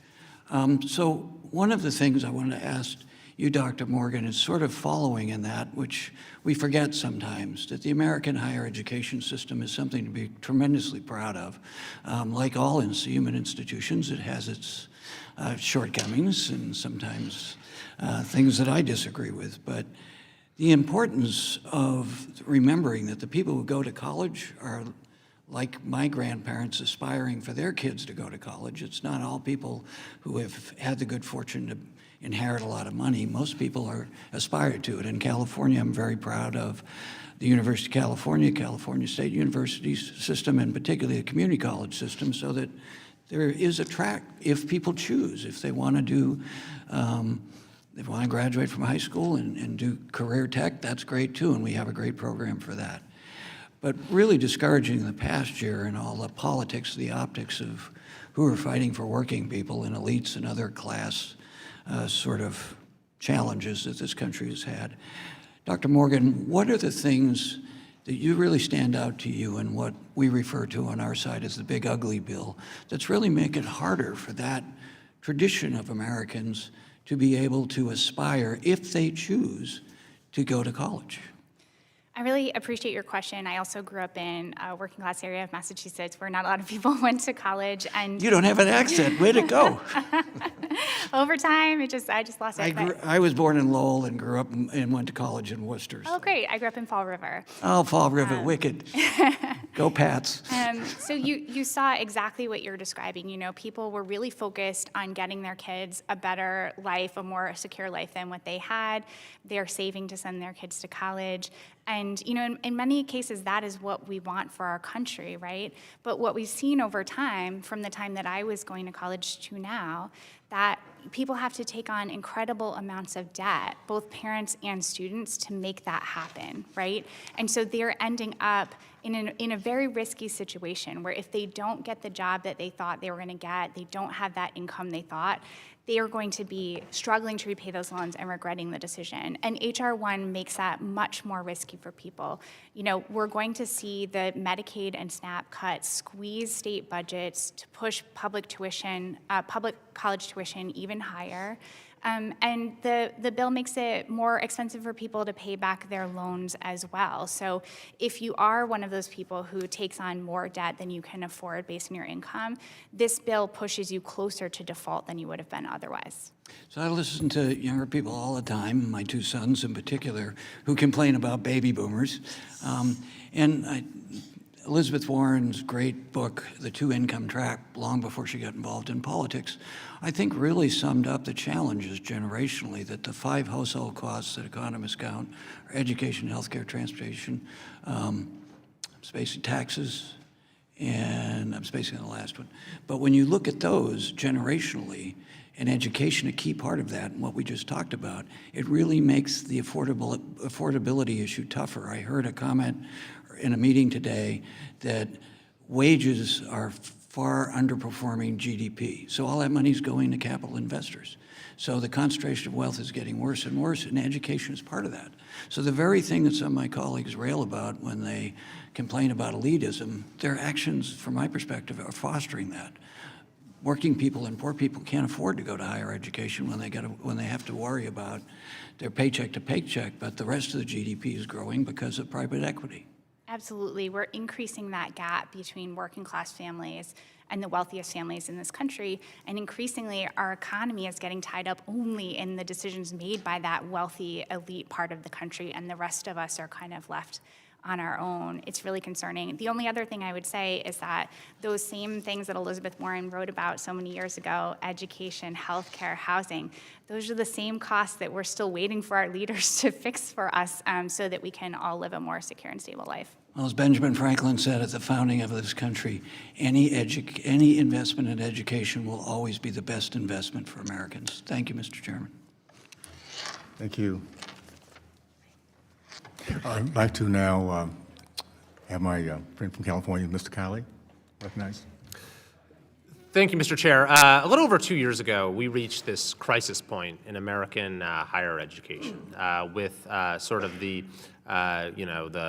horrifying anti-Semitism that we saw on our college campuses, bringing this crisis into sharp relief. And I said at the time, this is a moment of reckoning for American higher education, where we saw our universities, which are supposed to be the leading centers of open discourse and debate, had become some of the most repressive institutions in American life in terms of censorship and limiting free speech. We saw our universities, which are supposed to be places where humanist values flourish, becoming hotbeds of one of the world's most retrograde and ancient prejudices when it came to anti-Semitism. And then at the same time, it gave us an occasion to focus on other aspects of university life, where more and more our universities were becoming costlier and costlier for students, a greater and greater source of indebtedness for graduates, and yet delivering less and less value. We're not well adapted in many cases to the demands of our modern economy and our workforce. So in response, this committee has been trying to tackle reforming American higher education from all of these different angles. We, of course, have had a still ongoing investigation into anti-Semitism with a number of leading university presidents resigning after testifying before this committee. In conjunction with that, we've seen in many institutions renewed commitments to freedom of speech, efforts to take anti-Semitism, treat it with the seriousness that it deserves, faculty reforms designed to promote institutional neutrality, reforms to eliminate coerced so-called diversity statements. So there's been some pretty good progress in that respect, though there's certainly a long ways to go. And then on the other side of the issue, with H.R. 1, we of course addressed the indebtedness and affordability aspects of the problem, with trying to make college more affordable, limit indebtedness, and providing incentives to teach skills that are of economic value to graduates. So we've made progress there as well, though again, we still have a long way to go, and a lot of the reforms that need to happen, particularly when it comes to our public institutions, do exist at the state level. So I'm really glad that we have with us today two leaders of systems that have been very innovative in that respect. So I'd just like to give Commissioner Landward and Chancellor Rodrigues an opportunity to discuss some of the reforms you've highlighted today, but how your efforts sort of work towards addressing all of these aspects in a way that focuses the mission of the university on what universities are there for, and ultimately allows you to serve your students and limit the costs and expense that goes into getting an education. Thank you for the question.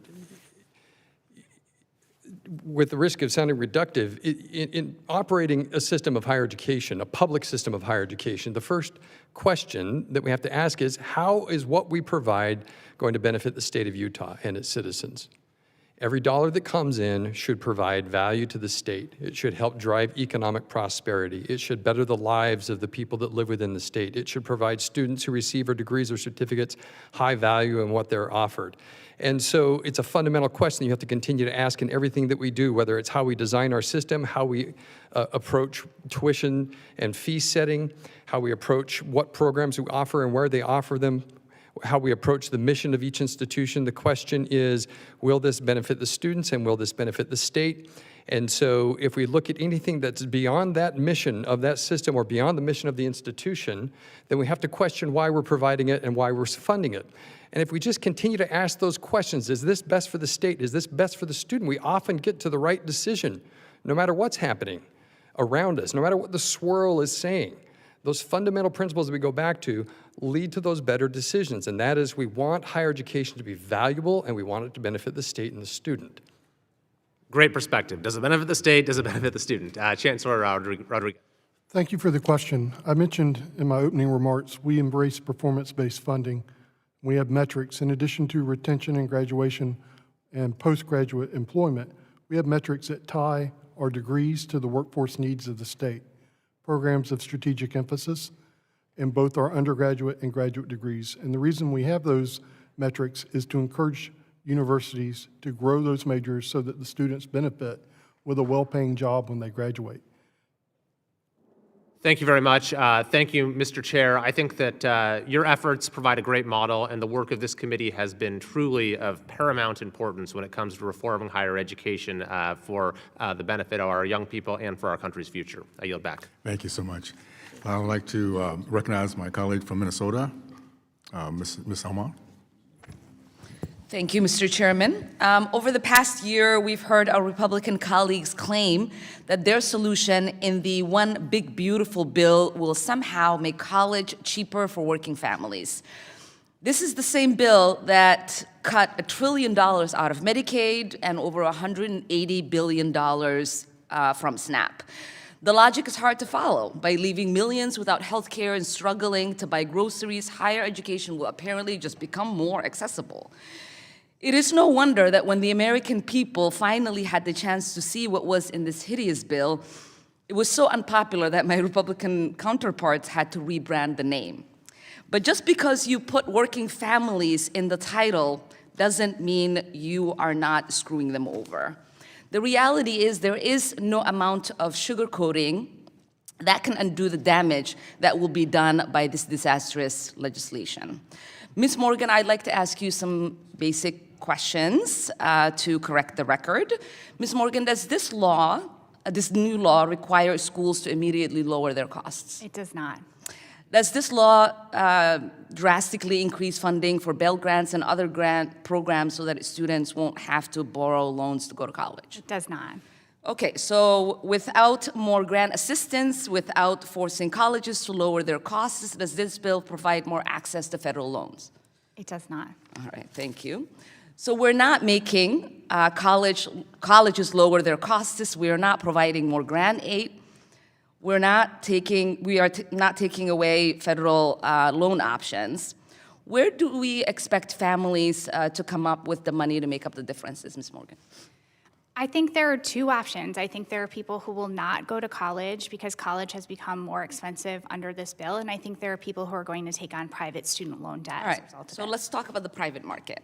When this bill was being considered by Congress, private lenders were celebrating because they knew that this was their opportunity to cash in on the backs of families desperate to find a way to pay for their kids to go to college.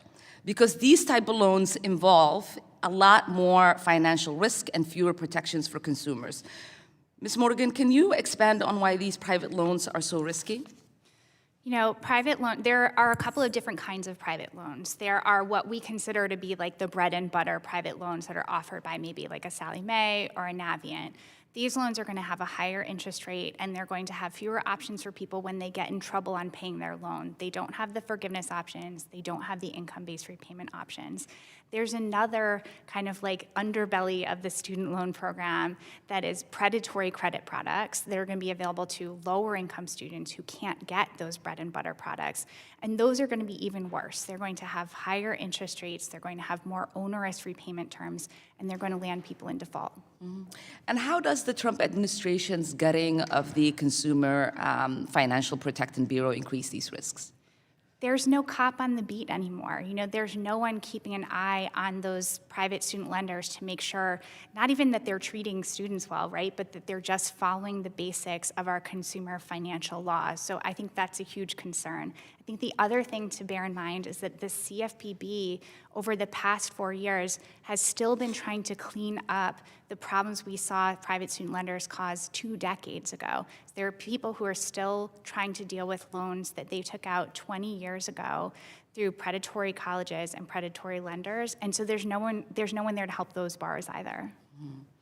It is clear that the Republicans' big, ugly bill does nothing to make college more affordable. But what it does do very well is push working families into the jaws of the private market. Thank you so much for your testimony today, and I yield back. Thank you. I'd like now to recognize my friend from Washington, Mr. Baumgartner. Well, thank you, Mr. Chair, and thank you for holding such an important hearing. Higher education is truly one of the gems of American society in the way it creates social mobility, innovation that fuels our economy, and research that advances our family farms. But it is a jewel that has become tarnished in recent years with runaway costs and a growing leftist political agenda that has replaced the skills needed for the American job market with a radical and sometimes Marxist political ideology on college campus. So we certainly have a lot of work to do to polish this gem, and I salute the big, beautiful bill and the work of this committee for doing some of that important polishing earlier this year. I am the son of a university professor and grew up in a college town. After attending Washington State University, I went to Africa and spent a year as a volunteer teaching at Catholic University in Mozambique, and then went to Harvard for a master's degree where I was also a teaching fellow and taught some Harvard undergrads. And while a state senator, I spent a little bit of time teaching at Sciences Po University, a counterinsurgency course at Sciences Po University in Paris, which is sometimes referred to as the Harvard of France. And so I've had a wide variety of experiences in higher education, would not consider myself an expert, but had a wide variety. And what I've come to conclude is there's not a lot of difference in undergraduate education outside of the will of students to work, that they can get a great education at really any institution if they have high standards and a culture of education. And that is why it is so distressing to me we have these mounting student debt loads across the country, because we are taking away students' freedoms and their families' freedoms with all of this debt that has been piled on to college education that really does not serve an educational purpose. When I was in the Washington State Legislature, The Democrats, unusual for Washington State, Republicans actually had control of the Senate. When I got there, we won some elections and had good members and did smart things and not stupid things. And we took the majority. And what happened with the Democrats when they were running the Washington State legislature is they had paid a lot of lip service to higher ed. It was always their fourth or fifth favorite priority. But what they had really done is defunded higher education and used those funds to expand social welfare services in healthcare, give state employees across the board big pay increases, and move this money out of higher education and then look to students to backfill with increasing debt burdens. So when Republicans took control, one of the things I said is we got to color in big, bright, big, beautiful lines like Ronald Reagan and said to do, and let's actually reduce the cost of college tuition. So I helped Republicans, and one of my colleagues, John Braun, was state senator there working with me, ran the bill. We reduced the price of college in Washington State by 20% at our regional universities and 15% at our flagships, then backfilled the universities. In part, we could do that because we could do things in higher ed for pennies on the dollar compared to K through 12. And I always argued, it's hard for Republicans to win a spending war with the Democrats and the teachers union on K through 12. But when we did that, we dropped the price by mandate, and then we locked future costs of college to inflation plus population growth, and said, universities, this is the structure you have to work within, because I see no reason why higher education costs need to go up higher than inflation plus population. So frankly, they should be lower because they already have a lot of infrastructure. So that would be one idea. I also think that we should always articulate that the right price for college is the price that every student should get through with no debt. And by that, I don't mean that it should be subsidized, and we need to have the taxpayers to do this, but the right price for college ought to be incentivizing work for a reasonable summer job and part-time work so that people can work their way through college. And I think that should be our North Star in what the price of the college should be, that there's an expectation that students are going to work. And that doesn't mean every student gets to go to Mazatlan on spring break and have 3 Starbucks Frappuccinos a day and live this Kim Kardashian lifestyle that they see on social media. It means that you go to your local college or community college, you work, and you get through college with zero debt. And I really think that's something that Republicans and Democrats can unify on. I think part of the recipe has to be forcing the colleges to, like the administration is doing, to get back to the basics, and I salute that. And some of it needs to be not allowing so much predatory lending, which has gone on, the federal government has facilitated through these immigrants' debt loads. But if we can just get back to the basics of a streamlined undergraduate model that focuses on core competencies that the government wants and isn't always about climbing walls and ice rinks and keeping up with the Kardashians, social media nonsense, and just get back. We can repolish this gem, and I think in a way that Republicans and Democrats can work together. So I salute the good work of this committee hearing, and I'm out of time now after my little soliloquy here, but would enjoy discussing with each of you this idea, particularly the North Star of what the price should be and whether we can keep college tuition growth underneath inflation plus population like Republicans did in the Washington State Legislature. Thank you very much, Mr. Chair, and with that, I yield back. Thank you so much. I'd like to now recognize my friend from Pennsylvania, Ms. McKenzie. Great. Thank you, Mr. Chairman, and appreciate all the panelists being with us here today. I represent the Lehigh Valley and Pennsylvania region that has a tremendous amount of institutions of higher education. We're very proud of all of those organizations and entities that provide great educational opportunities for people not only in our region, but from around the country. Over the past several decades, though, we've seen that the cost of higher education has risen far faster than families are able to keep up with. And this has led many students to take on increasingly large amounts of debt or be priced out of college education altogether. And so I would like to ask our panelists, we have 2 individuals from institutions of higher education, what are the most practical and effective steps that institutes of higher education can take right now to reduce the cost and make college more affordable to students and families? I'll go to Mr. Landward first. Okay, thank you. Well, there are several things that you can do. One is to have good metrics into the performance of every single program at the program level, to know what are the cost of the degrees, what are the outcomes, what are the completion rates, what are the enrollments, and make hard decisions when the data doesn't support the programs. That's the first thing. The second thing is to stay within your mission and role. Don't duplicate, in a state system anyway, what you can accomplish through partnerships within the state system and provide access to good programming, good degrees, good certificates to students across the state through partnerships among institutions rather than institutions competing against each other. Another thing that I think isn't talked about enough is building a robust partnership with the K through 12 system in each state to have concurrent enrollment offerings. In Utah, 26% of our high school students have concurrent enrollment courses. They're enrolled in college. We charge $5 per credit hour to those students. They have saved well over $100 million in tuition in 1 year alone in Utah by enrolling in concurrent enrollment and have earned over 400,000 credits at that significantly reduced price. Now they can enter college with a head start in completing faster, and that means more savings. So that kind of partnership is another area that you can do now that has a profound impact. Fantastic, and appreciate those thoughts. We have a similar program with dual enrollment for our high school students and our local community college, which works very well. I'll go next to Mr. Rodrigues for your thoughts. Thank you for the question. As I mentioned earlier, we have accountability in our system through performance-based funding. One of our metrics from day one has been affordability. That is something we measure our institutions on and then appropriate based upon their success.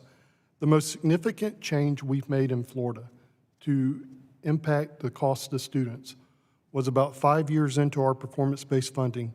We changed our metric on completion, left the universal 6-year graduation metric, and adopted a 4-year graduation metric, encouraging our institutions to identify what are the barriers that are keeping their students from graduating in 4 years and giving them the incentives to eliminate those barriers.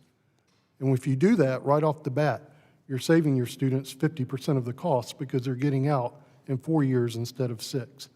And we all had barriers. What we found in Florida was we had institutions that weren't offering the classes that were needed or weren't offering enough sections that were needed for students to graduate. We had, in programs, we had a number of programs, 87 majors, where institutions had added additional requirements that forced the student to stay there more than 4 years. And then we had institutions that did not have enough student advisors to guide the students through the process. We made changes in each of those areas, and now our 4-year graduation rate is 60%, which is just a tick below the national 6-year graduation rate of 65% for public universities. So we are almost doing in 4 years what the typical public university does in 6. That's why our students are leaving with little debt, in addition to our lowest tuition in the nation.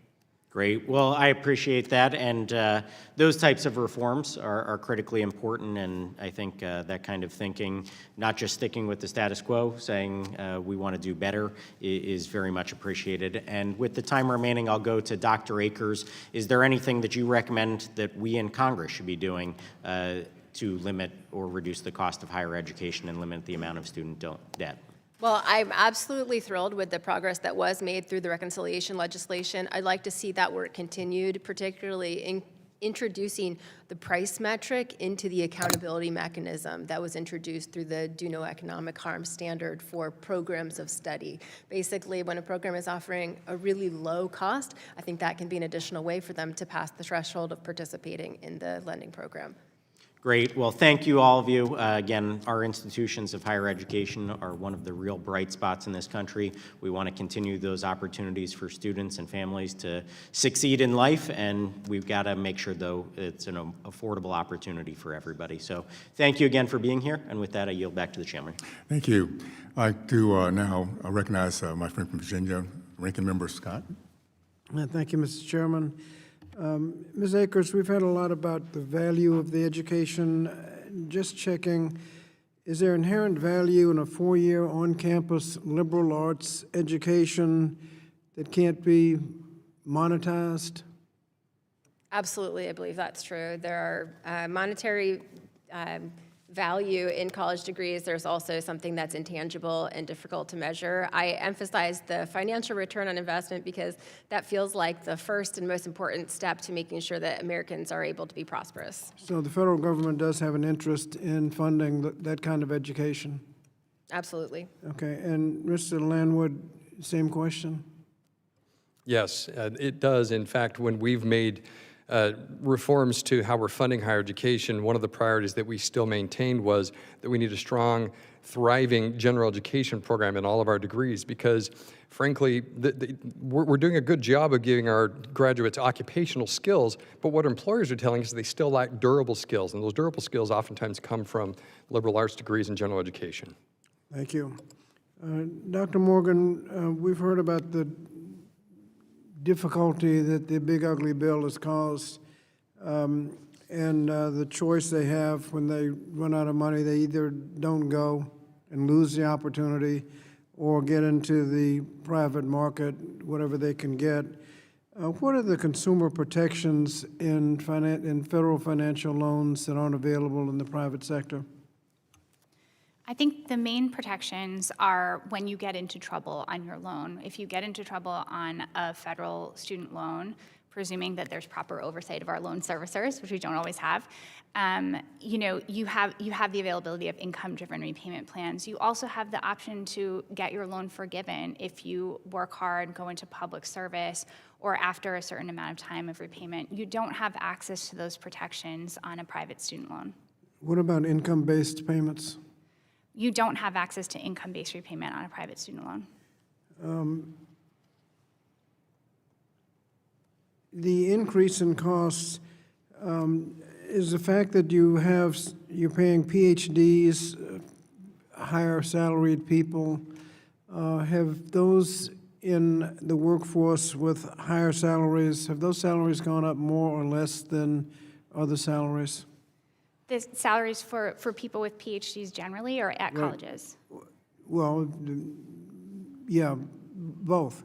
I mean, if your workforce includes a lot of PhDs and the higher income, higher educated workforce income is going up higher than inflation, wouldn't that mean that college costs would be going up, have an upward pressure on costs?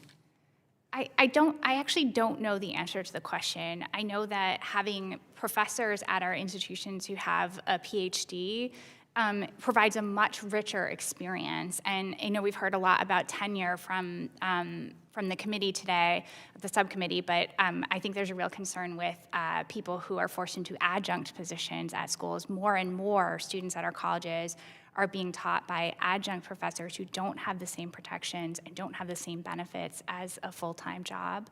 And more they're being pushed into programs where the courseware is actually not even provided by the school itself, but by an online program manager. How much of the increase in costs is due to room and board and not instructional?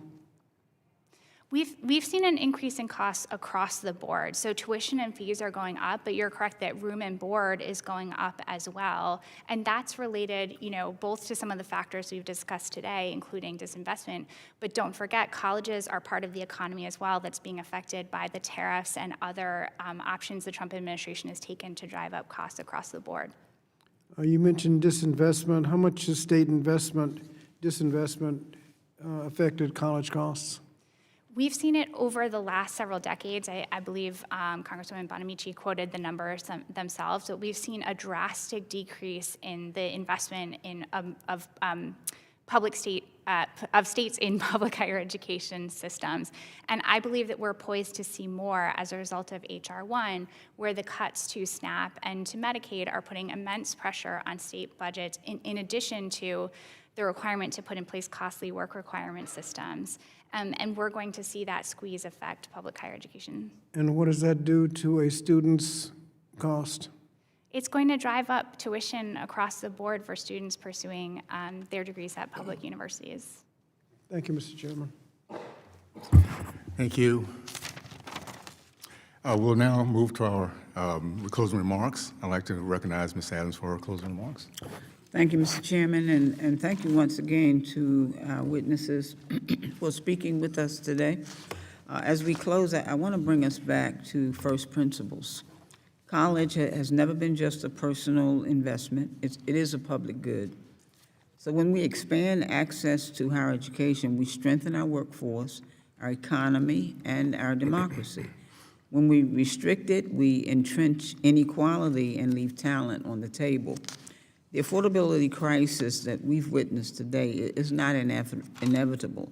It's the result of policy choices. We can choose to reinvest in students, support institutions that deliver real outcomes, and address the basic needs that determine whether students can succeed once they enroll. Or we can continue down a path that narrows opportunity and tells millions of capable students that higher education simply isn't meant for them. Our responsibility is clear. We should be lowering costs, expanding access, and ensuring that every student, regardless of income, background, or zip code, has a fair shot at earning a degree and building a better future. That is the promise of the American dream, and it is a promise worth keeping. Thank you all for being here, for your testimony. Mr. Chair, I yield back the balance of my time. Thank you. Thank you so much. This has been extremely helpful. And I want to start off with just, first of all, agreeing, Ms. Morgan, with your comments about how bad things are. Explosion of tuition, enrollment in which kids come in, they enroll, they quit, they leave with debt they'll never pay off, with job skills they'll never have, and not be able to really build the American dream.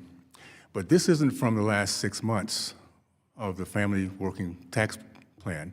It's from the last 16 years, when in 2010, President Obama, through the Affordable Care Act, took everything from the private sector and put it into the government. So the government has controlled this for the last 16 years. We cannot look at the last 6 months and say because our reforms, all these things are happening. We're now about to take care of that. I think the biggest thing that I'm concerned about is how little we know in our country about capitalism. We are the #1 destination in the world because of something called capitalism. Now, just quickly, what does capitalism mean, and what does it mean to this industry here? It's about return on investment. It's competition, it's merit, it's value, and the product of all that is profit. Now, if it's a good program, there's a lot of profit, which it should be. It should spread throughout the entire country. People should be wanting to take advantage of it. If it's a terrible product, it should go broke. What we're finding out is that the government is insulated from this concept. They can have a terrible competition, no value, no merit, and still make a lot of profit off the customer, the students, who pay their life's blood for the rest of their life trying to pay off loans. So we need to get back to teaching that. I think that when I listen to my friends here from Utah and Florida, I'll say this about Utah. We lead the country in terms of small business startups. There's an entrepreneurial concept. There's a culture in which we're trying to figure out how to give the best return on investment to where we're dealing with. And I think the same thing, the way I listen to how you guys are solving things, same thing with Florida. We need to realize that government solutions have never worked. I just came back from Latin America last week. They are realizing after the last couple of years, they want to get away from that stuff. So no, it is not the government that's going to give us the out of this. It's going to be entrepreneurs, innovators, those who truly are in the game for the right reasons. That is, to make sure our kids are #1, and not the institutions, not the professors, not those around just kind of sucking in everything they can from government payouts. So I'm excited about the fact that we're having this conversation. We can all agree it's broken. It's cost too much. We're getting too little of a return on investment with our kids coming out, not being prepared to go to work, not being hopeful for their future, being angry about everything. That's not what our education should be about. And the other thing is this: let's just make sure we're transparent enough that everyone realizes they don't have to go into debt to go to four-year college. How about trades? If that could be their way out, if they could look at that as being their way to achieve their dreams, let them go for that. I think it's very helpful that we finally have competition for higher education. It's going to make higher education better. It's going to make sure that the best prove themselves, and outcomes will allow parents to say, okay, I will invest in this, or the kids will invest in this because it'll give me a good return on investment. And if it does not, then that institution should go broke, period. So I'm excited about the fact we're finally, over the last 6 months, putting in reforms. 6 months. So please, as you go back and think about how terrible things are, it's not because of the Republicans' one big, beautiful bill. We'll see that in the coming year, and I think you can be very, very excited about how we're going to turn this out when everybody can kind of see the product, the return on investment, and also be educated. So that being said, again, I want to thank every one of you. This is such a healthy conversation. I think that the bottom line, if our kids are the end result, if our kids are the focus, our priorities, we're going to come around and figure out how to make sure that works out and that their legacy will be something we can be very proud of. So that being said, I'd like to thank our witnesses again for taking the time to testify before the subcommittee today. Without objections, there are no further business. The subcommittee stands adjourned.